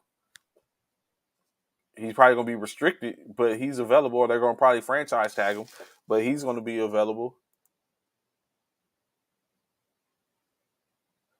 He said, Aaron Rodgers might be that point, Coach Cal. Aaron Rodgers might be available. So it might have some. It might be this might be a shocker of a season to where all these players are basically going to be in folds because they have different moves, they're making different moves. So although I don't think Rod is going to leave that, or of course, or no one's taking on that. Who's taking on a $50 million contract to bring in even Aaron Rodgers, an agent Aaron Rodgers? You know what? It brings up a good point, but I'll get to that in a few minutes as we get closer. So yeah, but no one's taking on a $50 million. That's $100 million over the course of the next 2 years. No one's taking that for a quarterback, even of Aaron Rodgers' caliber. I don't see it. I don't even know.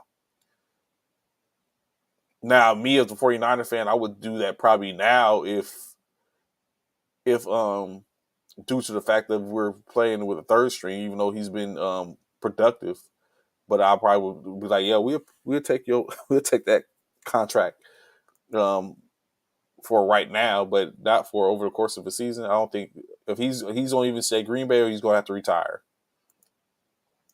The other news, of course, as we know, the whole situation that happened with the Cincinnati and Buffalo game 2 Mondays ago. Currently, they had to make a determination of where a neutral site game would be if it just so happened that at this point, due to the way it would line up, the Buffalo Bills and the Kansas City Chiefs were to play, or even the Buffalo Bills and the Cincinnati or whoever was the outcome between those three teams would come out if they played one another in the championship, the AFC Championship, and they have decided that the Atlanta Falcons Mercedes-Benz Dome will be the place to play the game if they have to come out, which I think that actually fits the bill. Do you think that, I mean, outside of maybe having a huge fan base in or around that area, it is a good distance from Kansas City and Buffalo for the most part to be able to play that game? Do you think that was a good neutral site for that if Buffalo or Kansas City end up playing one another? Was it if Frederick gets cut, that's over 60 million cap hit. If he retires, that's a 40 million cap hit. In any case, I hope he doesn't need to. Go ahead, play 2 more years. Stay at the helm. Aaron. But yeah, is that a good spot for a neutral site for to put it in Atlanta?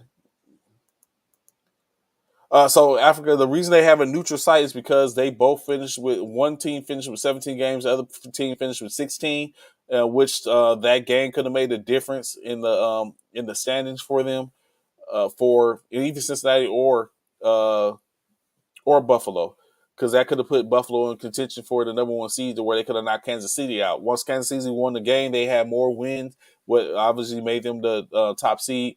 The Cincinnati and Buffalo finished with 16 wins on the year due to the fact they didn't finish their game.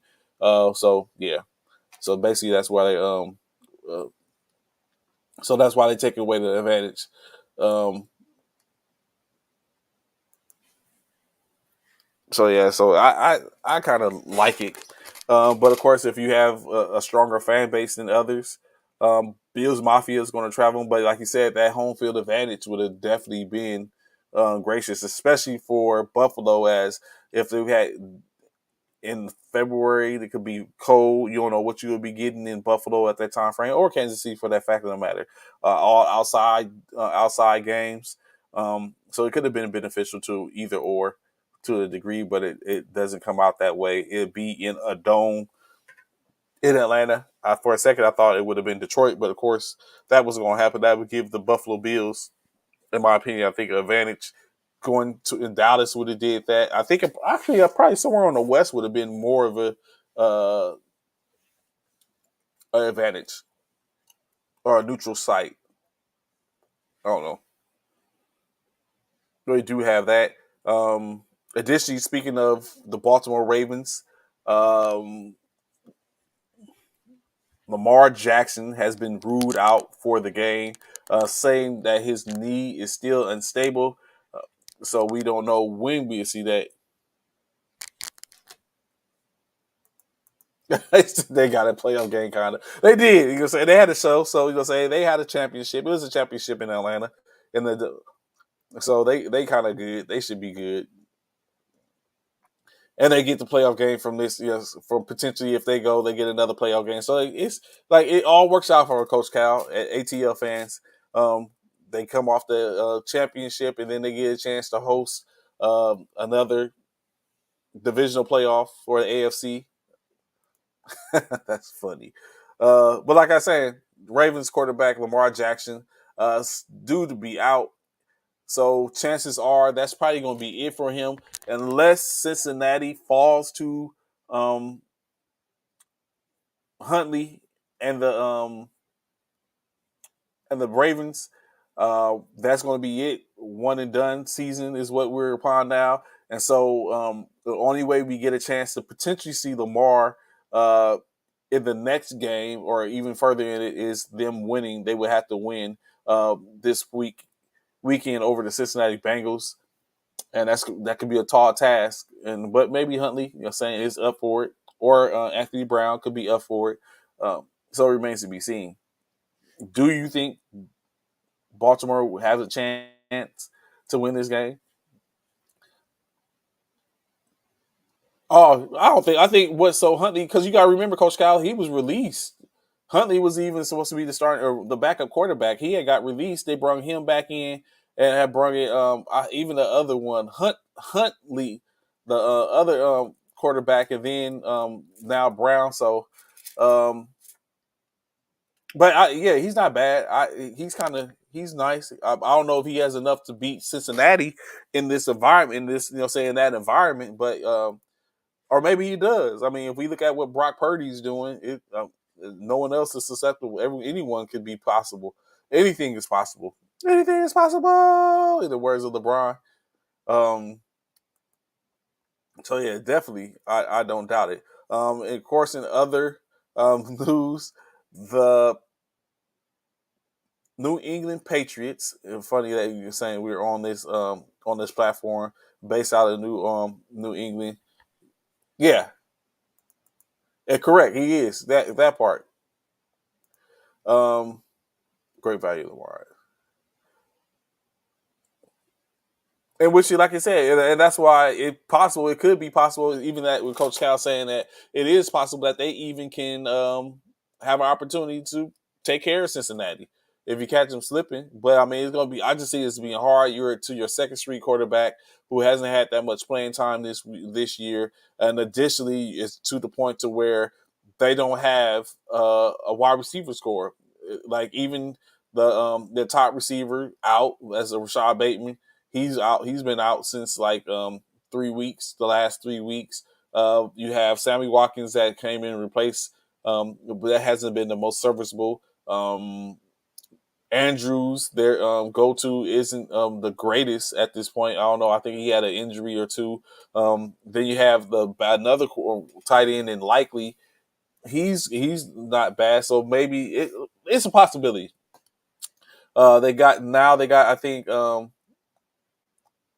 their running game back up to par or to some extent because they was out with a running game the whole year due to injuries and throughout their whole running back room. So it's possible. Then Huntley possibly can make it happen. All he got to do is keep the seat warm, I guess.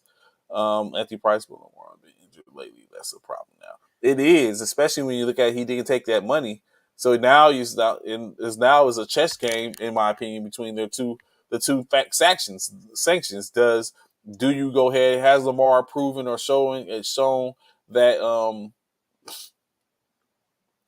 has Lamar shown that basically without him they really are they need him, honestly, or is it showing that, or is the team going to take a different look at things and be like, we may need you, but you're not serviceable as you used to be. Like your style of play gives us pause, and we don't think we should have to pay you due to that. And so that his injuries have shown over. So it's a bunch of stuff, in my opinion, that can go into that, and it comes down to should Lamar had taken the money in which they was offering when they offer it, or did he bet on himself?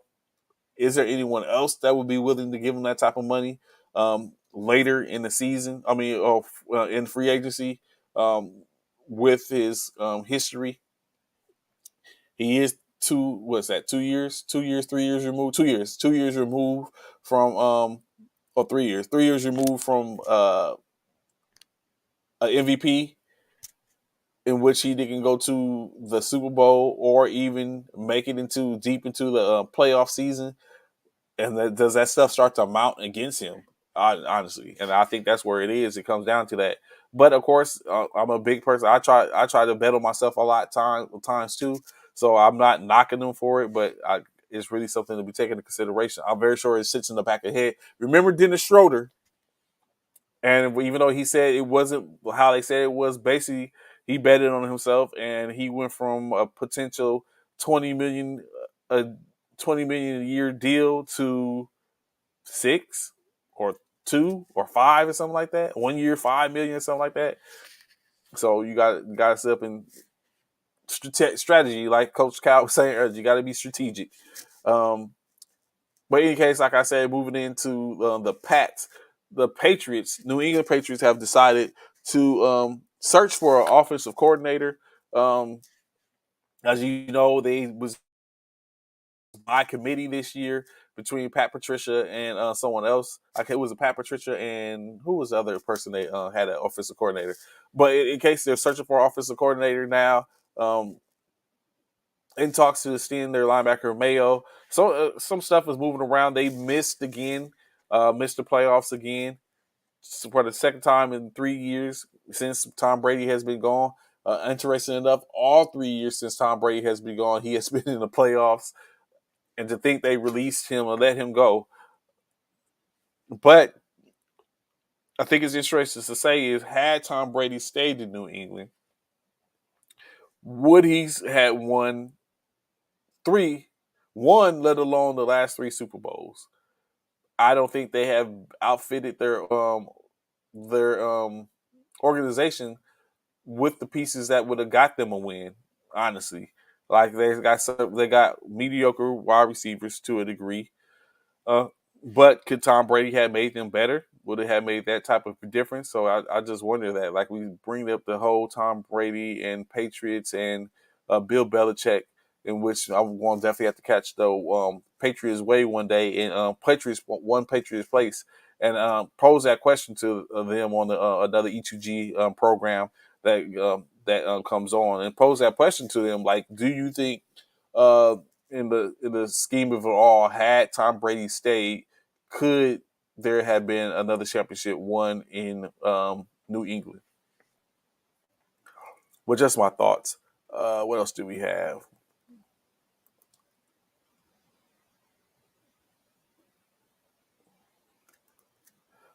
So with the New York, New York, New York. We know 2 teams in New York: the New York Giants and the New York Jets. So in this particular one, we're going to talk about the Jets. Giants also deserve to be spoken about. They are in the playoffs, looking to play this week. Even given the possibility to win, as they face off against the Minnesota Vikings this weekend. But I asked this question, right? So the Jets owner has come on and stated that they are ready and willing to pay for a quarterback. He feels like the quarterback is the missing issue for their squad, for their team, in which they're going to pay off.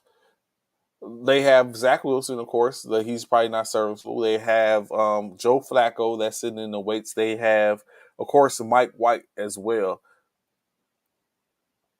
They basically started out 6-4, 7-4. They were 7-4. Correction, not 7-4. Oh, you say they're searching for another Brady to run that same Deacon dunk down field offense, but they don't have the personnel to do it. High probability for turnovers using 13 or 15 play drives. And then that's basically what it comes out to. The West Coast type offense, Deacon dunk down the field, take shots when available. Of course, we know that he was a little older, so the shots wouldn't have been that. So, yeah, definitely. I agree, Coach Cal. Great point. But with the Jets, do you think it's serviceable or ideally for them to go ahead and start to look for a different quarterback? Their franchise is, and then of course that hasn't been what Robert Saleh said. He basically said that they look to stay. The culture is to be built in New York, and that culture that which they're building gives them time.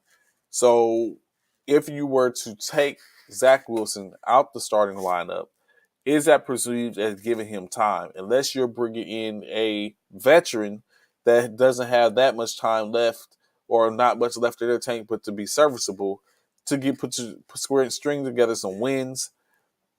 That's the only way I think you do that. If they go and bring in another young quarterback, that's not going to go well as they need some development from Zach Wilson, which that could be mean why he said they're willing to pay.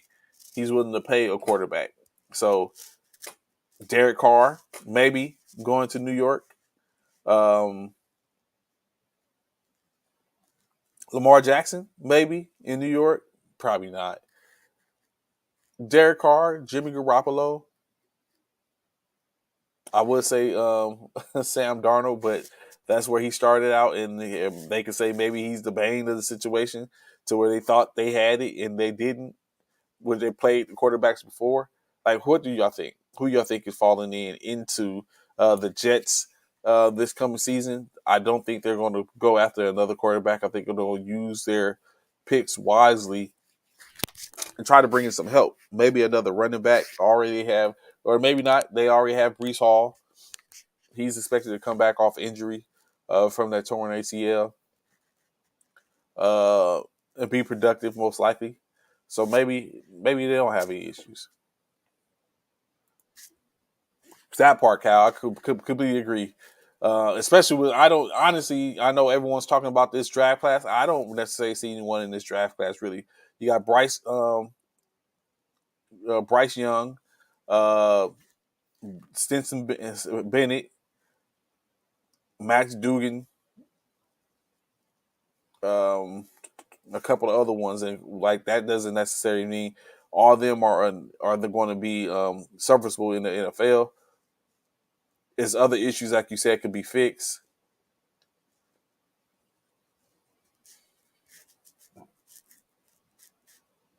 That part it has cost them over. I was just thinking the same thing, Coach Cal. Like let's say even Sam Darnold, USC brethren, he might not have been the right pick. Not saying he's a bad quarterback. He just probably wasn't the right pick.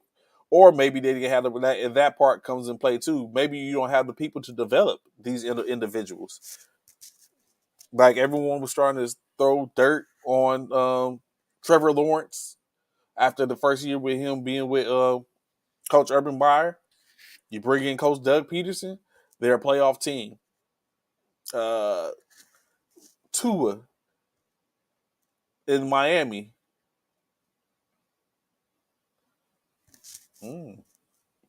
I can see that, Coach Khan, man. I can see that Lamar stay. Well, Lamar's going to stay because they're going to keep him there with that for the money. Which is odd if they don't pay him. They're going to have to pay him for real, with that franchise tag. But a Carr to the Jets, Garoppolo to the Carolina. I can see that. I can see all of that. But going back to what Coach Cal was saying, definitely agree, Coach. Like fix the other situations that their quarterbacks for the most part could be a revolving door, but put someone in your camp that you want to grow and that is able to grow and kind of like wait down the line and keep it to where okay we're growing this situation. Of course, they got other positions, all the other positions which they could probably fix first and go with quarterback or put someone so that way when you get someone in the system they can operate like we talked about had the conversation before. Excuse me. Can you operate with a mediocre quarterback and great receivers and running backs, or a mediocre receiver and running back room with a good quarterback can be serviceable where you can string some wins together?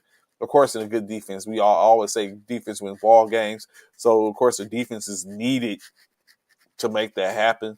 The Jets had a pretty serviceable defense in this, and it kind of like start to falter. But of course, if your offense isn't doing anything to keep the pressure, that saying that starts to put pressure on somebody else, and you usually becomes the defense in that regard.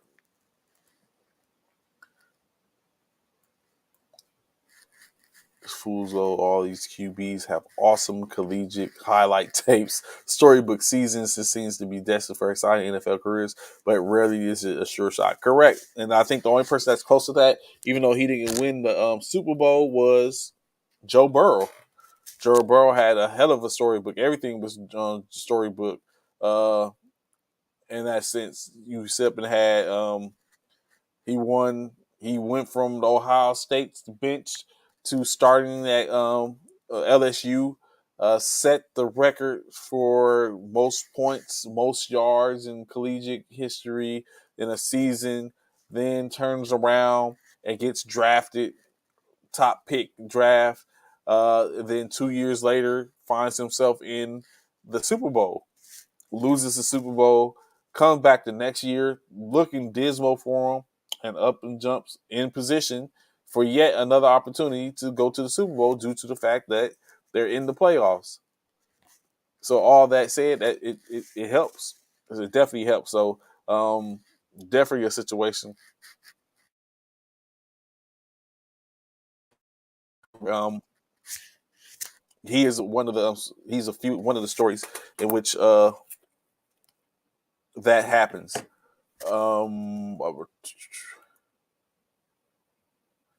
With a decent quarterback, and that's the way. And that's the part, Con man. You need a decent quarterback.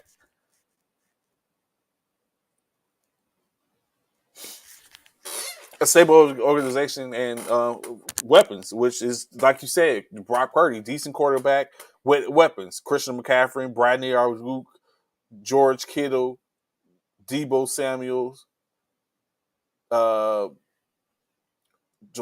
Jennings.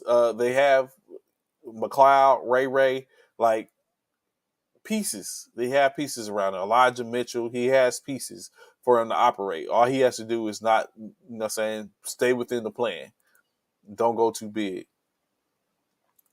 So I completely agree with you, Con man. Coach Cal, Con man, y'all in your bags today. As we talked about Ari Mechie in his situation,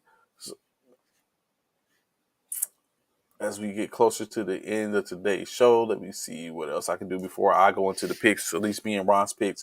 I'll get Bishop pick later on.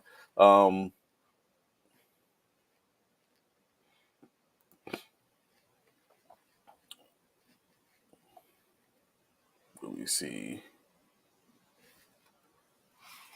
Also the Cardinals have also came into play in reference to Brian Flores. As you know, Brian Flores was the head coach for the Miami Dolphins until he had a winning season and was released as a coach. Of course, they hired Coach McDaniels, in which oddly enough they both finished with the same record, or they both had the same record at the same time last year.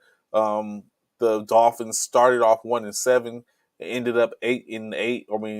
Ended up 9-8 on a year, or what it was 9. Yeah, ended up 9-8, but they missed the playoffs.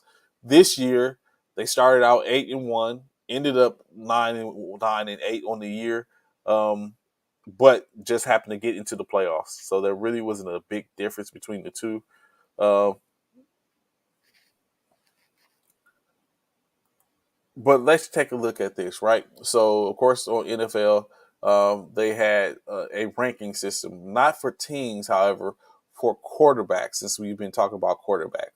So they ranked the 32 quarterbacks this season um, and where they're at. So, of course, first and foremost, number 32, the New York Jets, Zach Wilson, 9 games played, 54% passing rating, only 1,688 yards. Uh, so all right, the coach will be interviewing Eric Bieniemy on Tuesday. I hope he gets the opportunity and shot to finally, so we can quiet the critics. I think the other 10 pieces are easier to scout than QBs. Correct, that is coach quicker because a lot of that separates the QBs and great QBs. That's true, Coach Kyle. Which that's why I said I agree with what you were saying in reference to take care of other positions and come back.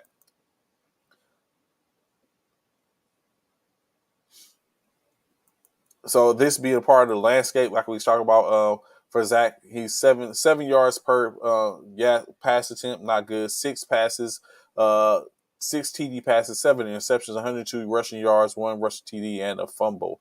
At the number 28, Davis Mills, second-year quarterback, 15 games played, 61% passing, pass percentage, 3,100, 18 yards passing, 6.5 yards a game, 17 TD passes, 15 interceptions. He rushed for 108 yards, 2 TDs, 8 fumbles. At number 30, Matt Ryan's 12 games, quarterback, 67% completion rate, 3,057 passing yards, 6.6 yards a game, complete, 14 touchdowns, 13 interceptions.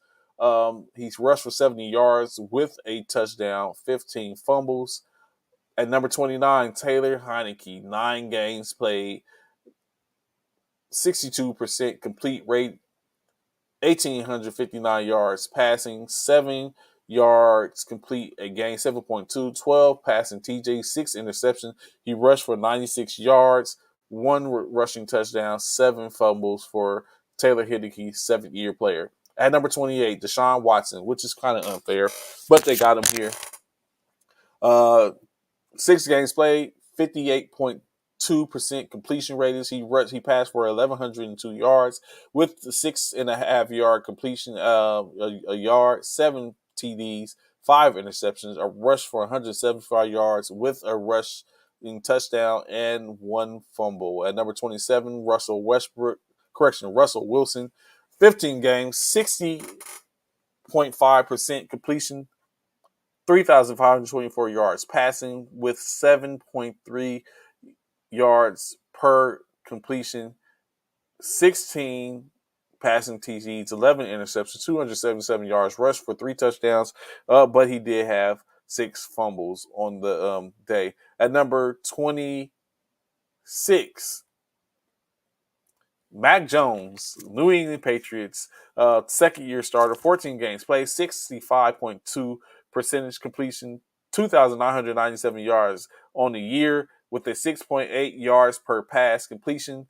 14 touchdowns, 11 interceptions, 102 rushing, 1 rushing TD, and 5 fumbles. So far, every quarterback has positive yards rushing.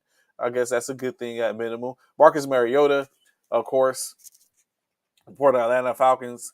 He's comes in at the 25 rank with 13 games played, 8-year man, 61% completion.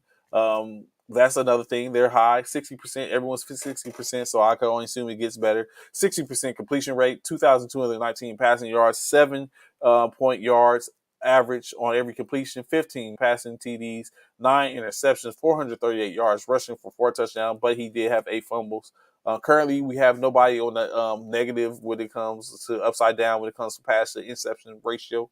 Sam Darnold, number 24, 5th-year player for New Carolina, 6 games played, 58.6 completion radius of completion attempts, 1,143 yards passed. He had an 8.2 yards per pass average. 7 touchdowns, 3 interceptions, 106 yards rushing, 6 fumbles, and 2 rushing TDs. At number 23, Matthew Stafford, 9 games played, 68%, 2,087 yards passed, 6.9 yards per pass average, 10 passing TDs, 8 interceptions, 9 rushing yards for 1 TD, and 5 fumbles. At number 22, Andy Dalton. Andy Dalton, of course, 14 games. He is a 12-year veteran. 14 games played, 66.7% of completions, 2,871 yards passing this year, 7.6 yards per pass, 18 passing touchdowns, 9 interceptions, 54 yards rushing. He didn't have any rushing TD and fumble 5 times. So getting into closer to the top 20 at least. Derek Carr, 15 games. Quarterback, 60%, 60.8% on the year, 3,522 passing yards with 7 yards average pass completion, 24 touchdowns, 14 interceptions, 102 yards rushing, no touchdowns, and 4 fumbles. At number 20, Kenny Pickett, the rookie. First year, 13 games, 63% passing, 2,404 yards passing, 6.2 yard average, 7 passing TDs. Here's the first one, 7 passing TDs, 9 interceptions, 237 yards rushing, however, 3 touchdowns, and 4 fumbles. So a total of 13 turnovers for Kenny Pickett, the rookie. At number 20. At number 19, Ryan Tannehill, 12 games played this year. He is an 11-year vet, 65%, 2,536 yards passing, 7.8 yards, 13 passing yards, 6 interceptions, 98 rushing yards, 2 touchdowns, and 3 fumbles. At number 18, Daniel Jones, Danny Dimes, of course. 16 games, fourth-year player, 67.2%, 30,205 yards passing, 6.8 passing yards average, 15 touchdowns, 5 interceptions, 708 rushes for 7 TDs with 6 fumbles. Donnie Dimes, a mobile quarterback, honestly. Kirk Cousins comes in at number 17, 11-year veteran with 17 games, all 17 played, 65% on the year, well, 70% on the year, kind of, 65.9 actually, 4,547 yards passing, 7.1 per pass, 29 passes, touchdowns, 14 interceptions, 97 yards rushing, 2 rushing touchdowns, 7 fumbles. Next up, Kyle Murray at number 16. Fourth-year player, 11 games, 66.4 on his completions, 2,368 yards passing, 6.1 rush per game. Average a game, 14 touchdowns, 7 interceptions, 418 yards rushing with 3 rushing TDs, 8 fumbles. At number 15, they get Brock Purdy, another rookie. 9 games played, 67.1% on his completions, 1,374 passing yards, 8.1 completions of those yards of pass, 13 touchdowns, 4 interceptions, 13 rushing yards, 1 touchdown, 0 fumbles, of course, for Brock Purdy. Aaron Rodgers comes in at number 14, 17 games. He was a 7. He started the whole season. 64% completion rate. Also, Aaron Rodgers led 2-time back-to-back NFL MVP. 30,695 yards, 6.8 yards passing average, 26 touchdowns, 12 interceptions, 94 yards rushing, 1 rushing TD, 8 fumbles. Justin Fields, of course, next up at number 13. He 15 games. He only missed 2 games. 60% completions. 2,242 yards passing. 7 yards a pass. 17 touchdowns. 1 interception. Led the field for quarterbacks with 1,143 rushing touchdowns. 8 rushing touchdowns. 16 fumbles. At double-digit fumbles. Well, of course, carrying the ball, I'm very sure he was going to have a lot of fumbles. Almost 1,200 yards rushing. Lamar Jackson comes in just above that at 12. With 12 games, 5-year pro, 12 games, 62 completions, 2,242 yards, passing 6.9 on those averages, 17 touchdowns, 7 interceptions, 764 yards, 3 touchdowns, 5 fumbles. Of course, his ability to run is probably what got him in position for the knee injury, which currently has him out when his team needs him the most. Now, I said this man was going to fall off this year, in which he didn't to the exact science. As we go through the last 10, then I'll give the picks, and then we get up out of here. So bear with me for about another 10 minutes. Tom Brady, 17 games played, 66.8 yards, 4,694 passing yards at the 43-year-old, 6.4 yards of average, 25 touchdowns, 9 interceptions. Not bad. He is our first quarterback to have a negative rushing, as he has negative run rushing yards on the year. He did have 1 rushing touchdown, 5 fumbles.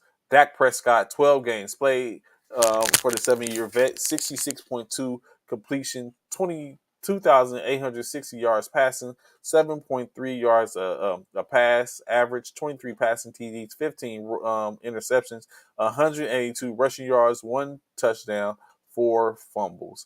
That number 9 for the quarterback play rankings. Geno Smith, 17 games played, full year starter, 69.8%, 4,282 yards passing, 7.5, the highest I think we have for a quarterback, for the starter quarterback, 7.5 yards average completion, 30 touchdowns, 11 interceptions, 366 yards, 1 touchdown, 8 fumbles. I wonder, is there anyone who he fumbled besides Brock Purdy? Jeff Garrett at number 8, 17 games played, for the 7-year vet, 65.1 completion, 4,438 yards rushing, 7.6 yards per pass completed, 29 touchdowns, 7 interceptions, 73 rushing, no rushing TDs, however, 7 fumbles. Tua Tagovailoa, 13 games rushed, played for the 3-year veteran. 64.8 yards complete, 3,548 yards passing with an 8.9 yard pass average. 25 touchdowns, 80 interceptions, 70 yards can rush for, no touchdowns, 6 fumbles. So the average is getting up there. I see you two. Of course, with his weapons, you would expect that between Jalen Waddle and Tyreek Hill. Trevor Lawrence at number 6, 17 games played, 66.3 a game, 4,113 passing yards, 7 passing yards to completion, 25 touchdowns, 8 interceptions, 290 yards rushing, 5 rushing TDs, 12 fumbles. Another double-digit fumble guy. Justin Herbert, 17 games at number 5, 3-year veteran, 68.2 completion, 4,739 passing yards for the gunslinger. I think this guy is a future Hall of Famer. 6.8 yards per pass completion, 25 touchdowns, 10 interceptions, 147 yards rushing, no rushing TVs, 8 fumbles. We're getting down now to number 4, Josh Allen, who I thought was going to be the quarterback, the MVP this year. Taylor off towards the end, 16 games played, in which the 17th game he didn't get a complete, 63.3 yard completions, 4,283 yards passing, 7.6 yards average, 35 touchdowns, 14 interceptions, 762 yards rushed, 7 TDs, 13 fumbles. At number 3, Joe Burrow, 16 games, 68.3 completions, 4,475 yards passing, 7.4 yards to completion, 35 touchdowns, 12 interceptions, 257 yards rushed with 5 TDs and 6 fumbles. Number 2, I would have thought he would have been number 1, but of course, when you think about who number 1 is, it makes sense. Jalen Hurts on his 3rd year, 15 games, 66.5 on completion percentage, 3,701 yards rushing, 8 yards a rush. Again, another guy with the people that go get it. 22 passing yards, 22 passing TDs, 6 interceptions, 760 yards rushing, 13 rushing TDs, 9 fumbles on the year, of course. The last but not least, the number 1, Patrick Mahomes, with all 17 games under his belt. He is a 6-year player. He's finished the year with 67.1% in regular season, 5,250 yards. This is a man with 8.8 yards of average. This is a man that basically had his top receiver stricken from him, Travis Kelce, Tyreek Hill, which I said he was going to have a down year because of that. But of course, Juju Smith-Schuster picked up the toe. Travis Kelce was still there. He picked up the toe. 41 passing TDs, 12 interceptions, 358 yards rushing, 4 touchdowns, and 5 fumbles for him. So that is what the NFL.com has for your top quarterbacks rankings. Of course, real quick before you get up out here, I like to basically provide you with the picks. So, of course, myself and Ron, as we know, like I said, for the regular season, we finished with 60% or 60% radius winning percentage between myself, Bishop, and Ron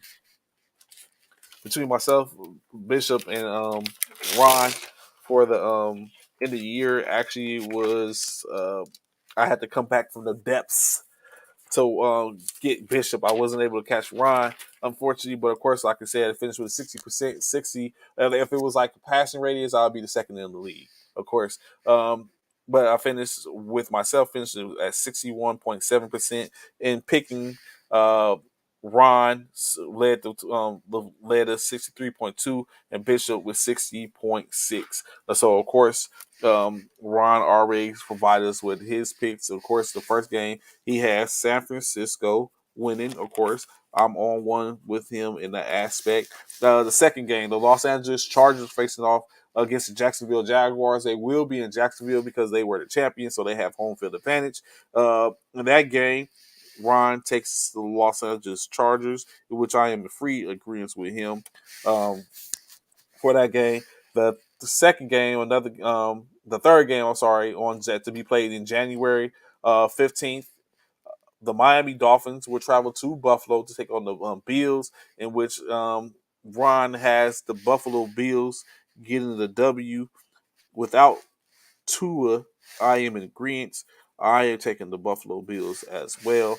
That might seem like a no-brainer. I would be surprised if Skylar Thompson could pull off the victory. That would basically be a huge upset. The fourth game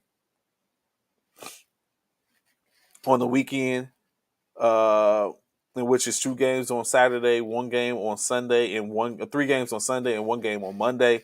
The second Sunday game, the New York Giants will be hosted by the Minnesota Vikings, in which this game, Ron is selecting. This is where we first go our opposite way. Ron's going with the New York Giants. So I get this. I think I know he has a huge affinity for what's their running back's name? Saquon Barkley, in which I don't knock, but I just don't think that that's going to be effective. Minnesota is going to be in their element at home. I think Minnesota gets the victory over the New York Giants on their home game in the playoffs. And then, of course, the primetime game on Sunday, the Baltimore Ravens will travel to Cincinnati as they won the coin flip to take on the Cincinnati to Bengals. I think this is a who day moment in which I am going with the Cincinnati Bengals. Ron is also doing as such. So we have that. And then last, of course, the Monday night game that puts the Tampa Bay Buccaneers, Tom Brady, who is 7-0 against the Dallas Cowboys, against the Dallas Cowboys, as we just stated, in which, in this case, Ron goes with Tampa Bay. He believes Tampa Tom is going to be victorious. I think differently. I am rocking with them Cowboys to take care of business, in which we have those picks. Of course, I have to hit Bishop and find out what his picks are. And, of course, that is a day for us. I greatly appreciate y'all rocking with me this morning. A little over time. I guess I had made up for the little time in which I missed. But, of course, in any case, y'all know where to find us. Come Monday, and what we'll be talking about, more NBA conversation, or more on the playoffs. Of course, well, you already know my picks for the Monday night game, so we won't talk about that. Even though it might change, I might have a change of heart, but that's where we are currently. I greatly appreciate y'all being with us this morning. I look forward to see y'all on Monday, Martin Luther King birthday. So we, of course, will be here. Unless I'll be here. I think Bishop will be out at a parade as our organization of Psi Rho Phi Military Fraternity Incorporated will be walking in the parade in Dallas. So he probably be there unless he taps in during the parade.